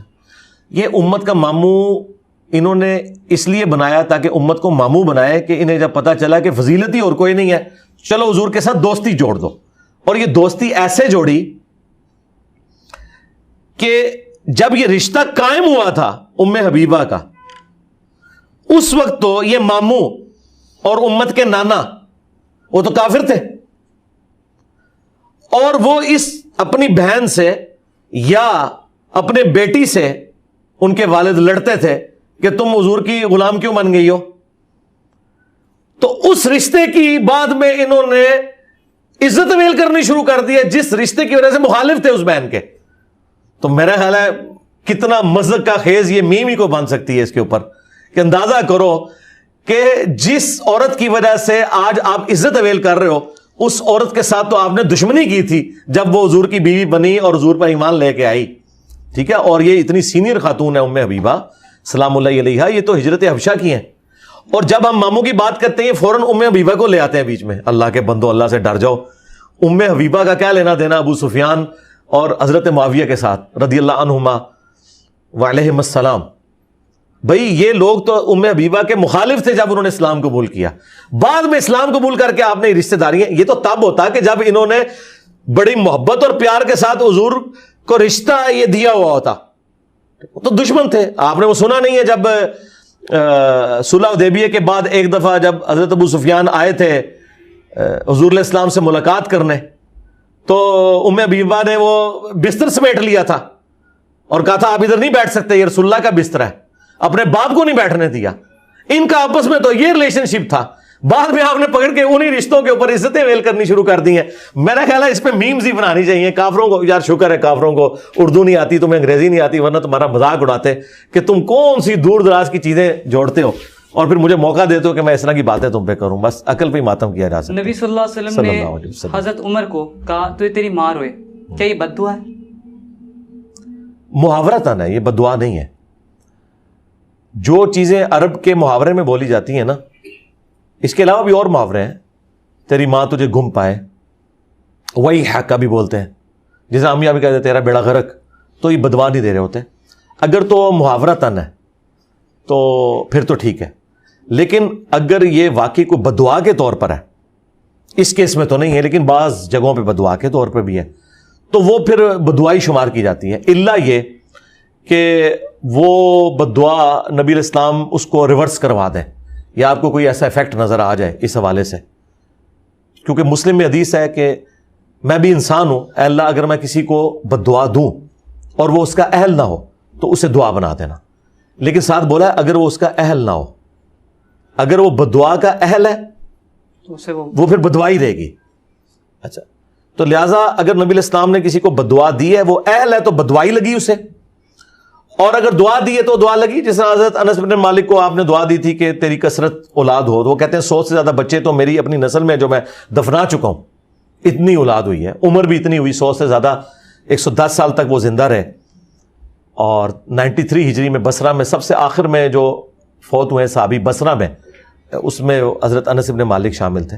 تو اس طرح دعائیں لگی بھی ہیں, لیکن بعض لوگوں کو نبی الاسلام نے بدعا دی ہے اور وہ بدعا ان کو پھر لگی ہے, اسی طریقے سے لگی ہے. اچھا, سارے کہتے ہیں رضی اللہ و رضوا عنہ سورۃ التوبہ کی, یہ بدعا میں بتا دیتا ہوں نا کس کو لگی ہے, ماموں کو ہی لگی ہے, خدا اس کا پیٹ نہ بھرے. ہاں, دلائل النبوہ امام بہقی میں راوی کے الفاظ ہیں کہ پھر پوری زندگی ان کا پیٹ نہیں بھرا تھا ممبر پہ سب سے پہلے بیٹھ کے. ہاں, تو یہ واضح موجود ہے. یہ کہاں سے, جہاں سے لے کے آتا ہے کانا یکتب الوحی, تو اس کے ساتھ ہی لکھا ہوا ہے کہ پھر پوری زندگی ان کا پیٹ نہیں بھرا, کیونکہ نبی الاسلام نے ان کے بارے. اور دلائل النبوہ کا مطلب ہے نبوت کی دلیل. دلائل النبوہ کتاب میں حضور کی پیش گوئی ہیں جو پوری ہوئی ہیں, جو معجزات ہیں. ان سے پوچھے اس حدیث میں کون سی پیش گوئی ہے کہ خدا اس کا پیٹ نہ بھرے, کہ واقعی نہیں پیٹ بھرا گیا. اور اگر یہ کہتے ہیں دعا بن گیا تھا, پھر ہونا چاہیے تھا کہ وہ ایک لقمہ کھاتے تھے ان کا پیٹ بھر جاتا تھا. یہاں تو ہے کہ وہ 7 دفعہ کھانا کھاتے تھے پھر بھی پیٹ نہیں بھرتا تھا, تو بدوائی لگی. اچھا, سورۃ التوبہ کے اندر سارے کہتے ہیں رضی اللہ و رضوا عنہ, اس میں سارے صحاب آ گئے. اس کے اصل اصحاب ہیں کون؟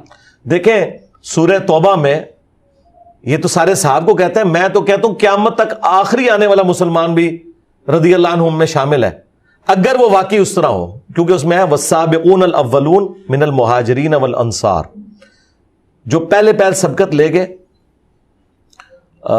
مہاجرین میں سے بھی اور انصار میں سے, اور جنہوں نے احسان کے ساتھ ان کی پیروی کی, ان سے اللہ راضی ہے. جی, جنہوں نے جو سابقون الاولون شروع کے مسلمانوں کی احسان کے ساتھ پیروی کی ہے, خواہ وہ ان کے بعد مسلمان ہوئے اور صحابی بنے, خواہ وہ نبی اسلام کی وفات کے بعد مسلمان ہوئے, خواہ آج ہو رہے ہیں خواہ قیامت تک ہوں گے, وہ سب کے سب اس میں شامل ہیں, سب سے اللہ راضی ہے. لیکن شرط یہ ہے کہ احسان کے ساتھ پیروی کی ہو. اب یہ نہیں ہو سکتا کہ جن کی مثال دی جا رہی ہے ان کو قتل کرنے والا بھی اسی کی کیٹیگری میں فال کر جائے, یہ نہیں ہو سکتا. اچھا, حدیث کے ٹاپک میں میرا ایک پاس سوال آتا ہے کہ ابھی تقی عثمانی صاحب کے جو بھائی کی ڈیتھ ہوئی تھی, تو انہوں نے اپنے بھائی کا جنازہ سورہ فاتحہ پڑھ کے پڑھایا. جی جی. تو جب ان سے پوچھا گیا تو انہوں نے کہا کہ میں تمہیں بتانا چاہتا ہوں کہ یہ حدیث میں ہے. تو اس سے پہلے جتنے بھی ان کے مسلک نے جنازے پڑھائے یا انہوں نے پڑھائے, وہ کہاں گئے؟ میرا خیال ہے ان سے پہلے بھی مفتی تقی عثمانی صاحب فاتحہ پڑھتے ہوں گے, اسپیکر نہیں لگا ہوا تھا, اسپیکر سے آواز پہلی دفعہ لیک ہو گئی ہے. اپنے جنازے تو فاتحہ کے ساتھ پڑھتے ہوں گے, اور میں آپ کو بتاؤں ان کے پرانے بزرگ بھی یہی کچھ تھے. شیخ احمد سرندی, جنہیں بریلوی اور دیوبندی مجدد الافسانی کہتے ہیں, اور وہابی بھی ان کو بڑا مانتے ہیں اس وجہ سے کہ وہ اینٹی شیعہ تھے, تو انہوں نے اپنے مکتوبات میں لکھا ہے کہ جب سے میں نے یہ حدیث پڑھی ہے نا کہ جو فاتحہ نہیں پڑھتا اس کی نماز نہیں ہوتی, تو میری کوشش یہ ہوتی ہے کہ میں امامت خود کرواؤں, کیونکہ میں حنفی ہوں اور فقہ حنفی میں یہ ہے کہ مقتدی نے فاتحہ نہیں پڑھنی, تو مجھے ایک خطرہ لگا رہتا ہے میری کہیں نماز ضائع نہ ہو جائے, تو میں امامت خود کرواتا ہوں تاکہ میں فاتحہ پڑھوں. اندازہ کریں آپ اس پیر کے اوپر بیٹھے ہوئے ہیں, اسے اپنی نماز کی فکر ہے اور اپنے پچھلوں کی کوئی فکر نہیں ہے, اور خود کتنا ڈرا ہوا ہے کہ وہ پوری زندگی کہتا ہے میں امامت اس لیے کرواتا رہا کہ میری فاتحہ نہ رہ جائے. سکھاتا کیا رہا کہ تم نے میرے پیچھے نہیں پڑھنی, اور خود پیچھے نہیں پڑھتا تھا کہ میری اپنی نماز نہ ضائع ہو جائے. مجھے بتائیں انہوں نے آخرت میں آپ کے کیا کام آنا ہے, دنیا میں انہوں نے آپ کی نمازیں برباد کی ہیں. زور اور اثر میں تو کم از کم فاتحہ پڑھتے, ٹھیک ہے جہرن میں بھی یہی موقف رکھتا ہوں کہ سن لینا کافی ہے, لیکن جہرن میں بھی جو عشاء کی آخری 2 رکھتے ہیں ان میں خاموشی سے دکان کا حساب کیوں کرتے ہو؟ سورہ فاتحہ پڑھو. زو اثر کی 8 رکعتوں میں سورہ فاتحہ پڑھو, کیوں نہیں پڑھتے؟ تو یہ انہوں نے تماشا لگایا ہوا تھا. مجھے لگتا ہے پچھلے بھی یہی کچھ کرتے رہے اور چھپ چھپا کے یہ کرتے رہے, ان کو پتہ تھا. اب آپ دیکھیں خود شیخ احمد سرندی کہتے ہیں میں نفلی عبادت میں رفع الیدین بھی کر لیتا ہوں. ٹھیک ہے, اندازہ کرو یار, سارے نو اندر ڈر پیا ہوا ہے کہ کدھر کو مطلب کیمل دین پوچھ رہے تھے, کہاں گے چلو یار سنتے ہی میری قبول ہو جاون رفع دین والیاں. خود یہ ڈرتے رہے, لیکن انہوں نے اپنا بھرم بھی قائم رکھا ہے, لوگوں کو صحیح بات بتائی نہیں ہے, کیونکہ اس سسٹم سے وہ خرابی جو اتنی بڑے لیول کی ہو چکی تھی اس سے اگر ٹکراتے نا تو ان کے اپنے چندے سارے بند ہو جاتے ہیں. اچھا علی بھائی, کچھ لوگ دعویٰ کرتے ہیں کہ خواب میں نبی صلی اللہ علیہ وسلم کا دیدار ہوا, جیسے طارق جمیل صاحب نے کہا. اب ایک شخص نے ایک چیز کو دیکھا ہی نہیں ہے, تو اگر اس کے خواب میں وہ آ جاتا ہے تو اسے کیسے معلوم ہوگا کہ میں نے اسے نبی کو ہی دیکھا؟ ہاں, وہ بخاری مسلم حدیث ہے, جس نے خواب میں مجھے ہی دیکھا, میری شکل میں شیطان نہیں آ سکتا. باقی آپ کی بات درست ہے کہ نبی الاسلام کی جو شکل مبارک ہے اس کی 100% گارنٹی تو صحابہ ہی دے سکتے ہیں, اور اکثر یہ خواب ہوتے بھی جعلی ہیں، کیونکہ نبی علیہ السلام نے اپنی شکل کے بارے میں بات کی، اور بخاری میں، مسلم میں 7 الفاظ ہیں۔ اس حدیث کے جو راوی ہیں تابعی محمد بن سیرین، وہ کہتے ہیں کہ جب وہ حضور کو حضور والی شکل میں دیکھے، اس کا مطلب ہے کہ ادر دین حضور کے دیکھے گا تو شیطان دیکھا ہے۔ اور یہ تشریح سارے مانتے ہیں علیحدگی میں، سامنے نہیں مانتے، سامنے صرف میں آ کے بات کرتا ہوں، اور سامنے بھی مان لیتے ہیں۔ آپ کسی بریلوی کو منوا کے بتائیں کہ طارق جمیل کو نبی علیہ السلام کی زیارت ہوئی ہے، وہ کہیں گے شیطان کو دیکھا ہے۔ اور دیوبندیوں سے کہ طاہر القادری صاحب کو نبی علیہ السلام کی زیارت ہوئی اور ٹیکسی کا کرایہ مانگا، وہ کہیں گے شیطان کو دیکھا ہے۔ تو مانتے یہ خود بھی ہیں کہ یہ شیطان نبی علیہ السلام کی جو اپنی شکل مبارک تھی، جس طرح کی آپ کی آنکھیں تھیں، جس طرح کے آپ کے بال مبارک، داڑھی مبارک، ایگزیکٹلی جس طرح، اس طرح آج بھی کوئی نبی علیہ السلام کو دیکھ سکتا ہے، قیامت تک دیکھ سکتا ہے۔ امام مسلم نے صحیح مسلم کے اندر مقدمے میں چند تبع تابعین کا ذکر کیا ہے جنہوں نے نبی علیہ السلام کو خواب میں دیکھا ہے۔ امام ابو داؤد نے باقاعدہ ابو داؤد کے اندر ذکر کیا ہے تبع تابعین کا جنہوں نے نبی علیہ السلام کو خواب میں دیکھا اور ایک حدیث ویریفائی کی، اور نبی علیہ السلام نے اس کی تصدیق کی۔ اس طریقے سے شمائل ترمذی میں آتا ہے کہ ایک تابعی نے جو مصحف لکھا کرتے تھے، یزید الفارسی ان کا نام تھا، تو انہوں نے نبی علیہ السلام کو خواب میں دیکھا، تو وہ آئے ابن عباس کے پاس، تو ابن عباس نے کہا کہ مجھے حضور کا حلیہ بیان کرو، تو اس نے بڑا ڈیٹیل حلیہ بیان کیا، تو انہوں نے کہا ہاں واقعی اگر تم حضور کو ریئل لائف میں دیکھتے تو ایسے ہی تھے۔ تو نبی علیہ السلام کو دیکھنا ممکن ہے، لیکن یہ جو آج کل تماشا ہے زیادہ تر جھوٹ ہے یا شیطان والا معاملہ ہے۔ بہت کم ہے کہ جو واقعی نبی علیہ السلام کو دیکھتے ہیں، اور وہ بشارت اس شخص کے لیے تو ہو سکتی ہے، دوسرے کے لیے حجت نہیں ہے۔ اگر یہ کہتے ہیں دوسرے کے لیے حجت ہے، تو بھائی میرے تو درجنوں اسٹوڈنٹس نے نبی علیہ السلام کو خواب میں دیکھا ہے، اور میرے اسٹوڈنٹ بننے سے پہلے دیکھا ہے، اور نبی علیہ السلام نے ان کو میری طرف بھیجا ہے، تو آپ یہ مان لیں گے؟ مجھے بتائیں۔ میں کبھی بیان بھی نہیں کرتا، میں اس لیے بیان نہیں کرتا کہ میں جب دوسروں کے ماننے کے لیے تیار نہیں ہوں، یہ بھی میں ابھی ریبٹل کے طور پہ، ان کو پھکی کے طور پہ کہہ رہا ہوں، کیا یہ مان لیں گے؟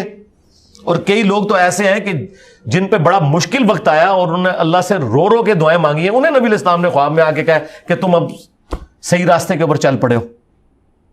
اچھا، اب ہم نے اتنی ساری احادیث کی بات کی اور ان سے سارے ریفرنسز لیے، اب حدیث کیا قرآن کی طرح ایک اوپن بک ہے کہ اسے کوئی بھی پڑھ سکتا ہے اور اسے علم حاصل کر سکتا ہے؟ دیکھیں جی، قرآن بھی یہ لوگ کہتے ہیں ڈائریکٹ پڑھو گے تو گمراہ ہو جاؤ گے، ہم تو قرآن بھی ڈائریکٹ پڑھنے کے قائل ہیں اور حدیث بھی ڈائریکٹ پڑھنے کے قائل ہیں۔ جہاں آپ کو سمجھ نہ آئے اہل علم سے پوچھیں، یہ بات بالکل درست ہے کہ جہاں پہ آپ کو بات سمجھ نہیں آئے گی تو قرآن کہتا ہے فَاسْأَلُوا أَهْلَ الذِّكْرِ إِن كُنتُمْ لَا تَعْلَمُونَ۔ دیکھیں یہ مولویوں کے حق میں آیت پیش کرتے ہیں اور کتنی دو نمبری کرتے ہیں۔ اس میں الفاظ ہے فَاسْأَلُوا أَهْلَ الذِّكْرِ إِن كُنتُمْ لَا تَعْلَمُونَ، اہل علم سے پوچھو اگر تم نہیں جانتے۔ اس کا کیا مطلب ہے کہ اگر جانتے ہو پھر پوچھنے کی ضرورت نہیں ہے، جب نہ پتا چلے۔ اب مجھے ایاک نعبد و ایاک نستعین کا پتا چل گیا کہ میں نے اللہ ہی کو پکارنا ہے، اب میں جا کے کسی اہل علم کو پوچھوں کہ مجھے بتاؤ اس میں سے میں نے مرے ہوئے کو کیسے پکارنا ہے، تو اس کا تو مطلب ہے کہ میں قرآن ماننے کے لیے تیار ہی نہیں ہوں۔ اگر تمہیں نہیں پتا تو اہل علم سے پوچھنا ہے، اور یہ حقیقت ہے کہ اہل علم دنیا میں ہمیشہ تھوڑے لوگ ہیں، اور وہی ہے جو عقدے حل کرتے ہیں۔ قرآن میں سورہ توبہ کے اینڈ پہ آیا کہ یہ نہیں ہو سکتا کہ پورے کے پورے قبیلے ہی علم حاصل کرنے کے لیے نکل پڑے، تو چاہیے کہ مسلمانوں میں سے چند لوگ نکلیں اور وہ علم حاصل کر کے اپنی قوم میں واپس آ کے انہیں سکھائیں۔ یہ سورہ توبہ کی آخری آیات ہے۔ ہم کب کہتے ہیں علماء سے نہ پوچھیں؟ ہم کہتے ہیں پوچھو علماء نو کتنے لکھے ہے۔ انجینئر صاحب نے کبھی یہ نہیں کہا کہ آپ نے علماء سے نہیں پوچھنا، میں کہتا ہوں علماء سے پوچھیں لکھا کہاں ہوا ہے۔ کہتے ہیں یہ اگلا جملہ نہ بولیں، بس صرف علماء سے پوچھیں۔ علماء سے کیا پوچھیں؟ مطلب علماء جو ہے انہوں نے کوئی فوڈ کی کوئی چین لانچ کی ہوئی ہے، کوئی کپڑے کی برانڈ شروع کی ہے جس کا ان سے پوچھنا ہے؟ ان سے تو پوچھنا ہے اللہ رسول کیا بتاتے ہیں، مطلب وہ کوئی پیغمبر تو نہیں، ان سے پیغمبر کی بات پوچھنی ہے تو قرآن و سنت سے بتائیں گے نا۔ تو قرآن و حدیث ڈائریکٹ پڑھیں، جہاں سمجھ نہیں آتی اہل علم سے پوچھیں، کوئی مسئلہ نہیں ہے۔ مگر آج کل کے جو عالم ہے، کوئی لینڈ کروزر میں پھر رہا ہے، کوئی اس طرح پھر رہا ہے، وہ سادگی والی زندگی نہیں ہے، تو کیا ان کو سن سکتے ہیں؟ سنیں، آپ کافروں کو بھی سنیں، شیطان بھی اچھی بات کرتا ہے اس سے بھی لے لیں۔ ہمیں تو یہی بتایا گیا، ہم یہ پابندی نہیں لگا سکتے کہ آپ فلاں کو سنیں گے فلاں کو نہیں سنیں گے۔ وہ تو ممبروں پہ کھڑے ہو کے آپ کے بارے میں باتیں کرتے ہیں، جی علی کو نہ سننا، علی کو نہ سننا، بلکہ تو وہ تو میں نے ویڈیوز دیکھی ہیں، وہ تو بڑے ہی ہارڈ ورڈ استعمال کرتے ہیں، ہارڈ ورڈ نہیں، گالیاں نکالتے ہیں۔ ہاں بالکل، وہ میں کہہ رہا ہوں تو اس کا رزلٹ بھی آپ نے دیکھ لیا نا، میں نے بھی تو ویڈیو میں بتا دیا کہ آپ کے سامنے ریئل ٹائم لوگوں سے کہا کہ ہاتھ کھڑا کریں تو سارے کہتے ہیں نیگیٹو تعارف ہوا۔ آپ کو پازیٹیو ہوا تھا یا نیگیٹو ہوا تھا؟ نیگیٹو ہوا تھا۔ ہاں تو بس نہیں اب وہ تو علماء کا شکریہ ادا کریں نا آپ کیمرے میں. اب آپ تو کہتے ہیں جا کے سب کو دیکھیں, وہ کس وجہ سے کہتے ہیں کہ نہ دیکھیں؟ وہ اسی وجہ سے کہتے ہیں کہ انہیں پتا ہے کہ جب ان کو دیکھیں گے نا تو جو ہمارے بیس لیس قسم کے عقائد و نظریات ہیں وہ ایکسپوز ہو جائیں گے.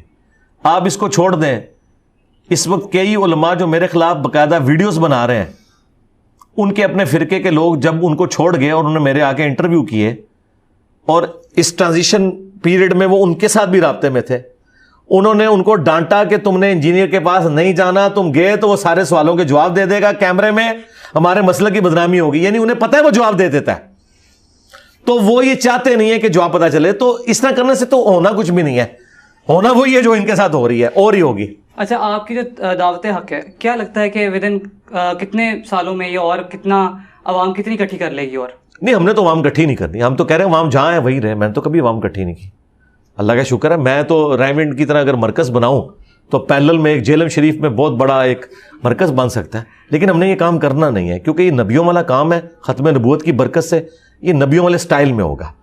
اور نبیوں والے سٹائل میں کیسے ہوگا؟ دیکھیں, ہمیں قرآن میں کہا گیا کنتم خیر امت اخرجت للناس تأمرون بالمعروف وتنہون عن المنکر, تم بہترین امت ہو جو لوگوں کے نفع کے لیے نکالے گئے, تم لوگوں کو نیکی کی طرف بلاتے ہو, برائی سے روکتے ہو. یہ اکثر آپ علماء سے جو سنتے ہیں نا کہ اس امت کا کام نبیوں والا کام ہے, اس کا مطلب پتہ کیا ہے؟ اگلے زمانوں میں ہر علاقے کا ایک علیحدہ پیغمبر ہوتا تھا, ہر قوم کا ایک پیغمبر علیحدہ ہوتا تھا. یہ تو ہمارے نبی ہیں نا جو پوری انسانیت کے لیے ہیں, وَمَا أَرْسَلْنَاكَ إِلَّا كَافَّةً لِلنَّاسِ بَشِيرًا وَنَذِيرًا. اگلی امتوں کے لیے ہوتا تھا وَإِن مِّنْ أُمَّةٍ إِلَّا خَلَا فِيهَا نَذِيرٌ. کوئی امت, کوئی گروہ, کوئی قوم ایسی نہیں گزری جس میں ایک ڈر سنانے والا نہ آیا ہو. ایک ایک زمانے میں کئی پیغمبر ہوتے تھے. یعنی آج کے زمانے میں اگر اس کو ہم کریں, یعنی نبی علیہ السلام سے پہلے اگر ہم لوگ ہوتے تو جیلم میں ایک علیحدہ پیغمبر ہوتا, گجرات میں علیحدہ ہوتا, ظاہر کمیونیکیشن گیپس بھی تھے نا. تو اس طرح ایک زمانے میں کئی پیغمبر ہوتے تھے اور وہ اپنے اپنے علاقوں کے ذمہ دار ہوتے تھے. اچھا, اس امت کو یہی کہا گیا کہ یہ پیغمبروں والا کام کرے گی کہ اس زمانے میں پیغمبر ہوتے تھے, اس زمانے میں نبی علیہ السلام کا پیغام پہنچانے والے لوگ اللہ تعالیٰ پیدا کرے گا ہر علاقے میں. کہ جس طرح نبی اپنے علاقے کے لیے نبی ہوتا تھا نا, اس امت کے وہ لوگ اس علاقے کے لیے اپنے نبی کے ڈاکیے ہوں گے. پیغام وہ نبی والا پہنچا رہے ہوں گے, خود وہ عام انسان ہوں گے, وہ اپنے نبی کے دین کی تجدید کر رہے ہوں گے. اس زمانے کے اعتبار سے جو لوگوں نے اس میں چیزیں داخل کر دی ہوں گی, ایک تو وہ بڑے مجددین ہیں نا جو ایک ایک تو آنا ہے ہر صدی کے کنارے کے اوپر. ایک چھوٹے چھوٹے معاملات بھی ہونے ہیں, یعنی with the passage of time آپ دیکھیں جیسے جیسے معاملات ہوئے ہیں, میں تو سمجھتا ہوں یہ 6 کے 6 امام مجدد ہیں. ایک زمانے میں ہو کے بھی ایک سے زیادہ مجدد موجود تھے جنہوں نے اپنا اپنا کام کیا ہے.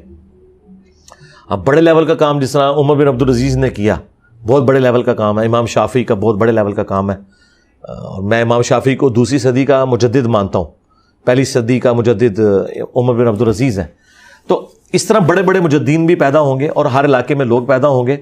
تو ہم نے اس طرح اس کام کو لے کے چلنا ہے کہ جو جہاں ہے وہیں رہ کے قرآن و سنت کو پڑھے اور بات پہنچائے. باقی اللہ نے تو یہ سوشل میڈیا کی وجہ سے ہمارا مسئلہ آسان کر دیا ہے نا کہ ہم مجمع اکٹھے کریں. جیلم میں کرنے کی ضرورت نہیں, ہم نے پوری دنیا میں مجمع اکٹھے کیے ہیں. یہاں بیٹھتے ہیں, کلپ چڑھاتے ہیں, جو جدھر ہے وہ اپنے کمرے میں بیٹھ کے دیکھ رہا ہے. آپ دنیا کی کوئی مسجد پروڈیوس نہیں کر سکتے, کوئی مدرسہ نہیں پروڈیوس کر سکتے جہاں ہمارے متاثرین نہ ہوں. یہ میں نے دعویٰ کیا تھا کہ دنیا کا کوئی ایک عالم مجھے قرآن پہ حلف دے دے صحیح کہ میرے رشتہ داروں میں اور میرے جاننے والوں میں کوئی ایک بندہ بھی نہیں ہے جو انجینئر کو سنتا ہو. اچھا, تو اب آپ کو کیسے لگتا ہے کہ ایک بندہ نمازیں پڑھ رہا ہے, 5 وقت نماز پڑھ رہا ہے, مگر کردار میں نرمی نہیں آ رہی, کیا نمازیں قبول ہو رہی ہیں؟ نہیں, نماز تو ایک الگ سے عبادت ہے, وہ تو کرنی ہے. تو اسی طریقے سے ہے کہ ایک بندہ نماز نہیں پڑھ رہا تو اس کی کیا داڑھی قبول ہے؟ داڑھی ایک الگ سے چیز ہے. ایک بندہ نماز نہیں پڑھ رہا, وہ ماں باپ کے ساتھ اس نے سلوک کرتا ہے تو وہ قبول ہے, وہ ایک الگ سے ایک نیکی ہے. تو یہ ساری چیزیں کسی معاملے میں کوئی کمزور ہو سکتا ہے نا, اس میں تو کوئی ایسی بات نہیں ہے. یعنی مؤمن سے گناہ کبیرہ بھی ہو سکتا ہے. یار صحابہ کرام سے بدکاری ہو گئی اور اللہ تعالیٰ نے نبی علیہ السلام کے ذریعے ان پہ حد بھی جاری کی, اور حضور نے یہاں تک فرمایا کہ ان کی توبہ ایک پوری جماعت میں بھی تقسیم کر دی جائے تو ان کو کفایت کر جائے گی. تو یہ تو غلطی تو کسی سے بھی ہو سکتی ہے. اچھا, ہماری جو ایکٹریسز ہیں جو پاکستان میں, وہ کیا کرتی ہیں کہ بے حیائی فل جو ہے آن ہے, مگر جب چیریٹی کی بات آتی ہے, خدمت خلق کی بات آتی ہے تو سب سے آگے ہوتے ہیں. تو کیا ان کی چیریٹی کے سے بخشے جا سکتے ہیں؟ نہیں، اگر وہ اس چیریٹی کو یہ سمجھتے ہیں کہ اس کی وجہ سے ان کی نمازیں معاف ہو جائیں گی، یا انہوں نے اپنے قریبی رشتہ داروں کا اگر کوئی حق دبا لیا ہوا ہے تو وہ معاف ہو جائے گا، وہ تو نہیں ہوگا، وہ اپنی جگہ ہے، چیریٹی اپنی جگہ ہے۔ اچھا، اب ہمارے اسلام میں حقوق العباد کو جو ہے وہ زیادہ فوقیت دی جاتی ہے ہاں جی، حقوق اللہ کی نظر میں، تو ہمیں چاہیے نہیں کہ ہم حقوق العباد پہ زیادہ کام کریں؟ حقوق اللہ پہ بھی کوئی کام نہیں ہو رہا، حقوق العباد پہ بھی کوئی کام نہیں ہو رہا، دونوں پہ ہی کام کرنے کی ضرورت ہے۔ میرے نزدیک تو حقوق العباد بھی حقوق اللہ ہی ہے نا۔ دیکھیں، ماں باپ کے ساتھ جو حسن سلوک کا حکم ہے ہمیں اللہ نے نہیں دیا نا، بچوں کی اچھی تربیت کرنے کا حکم ہمیں اللہ ہی نے دیا نا، بیوی کے ساتھ حسن سلوک کرنے کا حکم اللہ ہی نے دیا نا، تو یہ حقوق العباد بھی کرالری ہیں حقوق اللہ کی۔ اچھا علی بھائی، آخری سوال میں کروں گا کہ حقوق العباد میں بھی یہ معاملہ آتا ہے کہ ایک شخص نے پوری زندگی حقوق العباد کا خیال رکھا، حقوق اللہ نہیں نبھائے، مگر ایک شخص نے حقوق اللہ نبھائے، سارے حقوق العباد نہیں نبھائے، اب اس کا کیا بنے گا؟ دونوں جہنمی ہیں جی، انشاءاللہ دونوں جہنمی ہیں۔ ظاہر ہے اس کی وجہ یہ ہے کہ کبھی کوئی پرندہ ایک پر سے اڑے، یہ ہو نہیں سکتا۔ اسی طریقے سے علم اور عمل یہ دونوں چیزیں ہیں۔ آپ کہیں گے ایک بندہ صرف عالم ہے، ایک صرف عمل کرنے والا ہے، بھلے وہ اپنی مرضی سے کوئی عمل کرتا رہے، جب تک علم نہیں ہوگا اس کا عمل قبول نہیں، اور عالم جب تک عمل نہیں کرے گا اس کے علم کا کوئی فائدہ نہیں۔ تو ہر چیز اللہ نے جوڑوں کی شکل میں پیدا کی ہے۔ اچھا، وظائف سے کچھ فائدے ہوتے ہیں؟ کس قسم کے؟ جس طرح کہ اللہ کے ناموں کے لکھا ہوا ہے کہ اس کے یہ وظائف کریں، اس کو اتنی بار پڑھیں، تو کیا اس کی کوئی حقیقت ہے؟ یہ جو وظائف لوگوں نے خود سے ڈیوائز کیے ہوئے ہیں نا، یہ لوگوں کے تجربات ہیں۔ اگر اس سے آپ کو فائدہ ہوتا ہے تو آپ کر لیں، اگر اس میں کوئی شرکی الفاظ نہیں ہے، باقی سنت اذکار کریں۔ اچھا، آپ کوئی تحفے کے طور پہ ہمیں کوئی؟ تحفے کے طور پر میں بس ایک ہی بات کروں گا، اللہ از دا ٹاپ پرائورٹی۔ آپ اپنے ہر معاملے میں اللہ کو ترجیح اول رکھیں۔ جب بھی کوئی کام کرنے لگے، دین کا، دنیا کا، آخرت کا، ہر اعتبار سے یہ دیکھیں کہ اس میں اللہ تعالیٰ کی رضا کیا ہے۔ آپ کی بڑی سے بڑی نیکی بھی زیرو سے ملٹیپلائی ہو سکتی ہے اگر اللہ تعالیٰ کا معاملہ آپ نے بیچ میں سے نکال دیا، اور آپ کا کسی کے ساتھ حسن سلوک کرنا، کسی کے ساتھ نیکی کرنا، وہ زیرو سے ملٹیپلائی ہو سکتا ہے اگر اللہ تعالیٰ کو آپ نے بیچ میں سے نکال دیا۔ تو ہر وقت اللہ از دا ٹاپ پرائورٹی، اللہ کو ترجیح اول رکھیں اپنے ہر معاملے کے اندر۔ بس میں یہ بہت شکریہ جی، جزاک اللہ خیر۔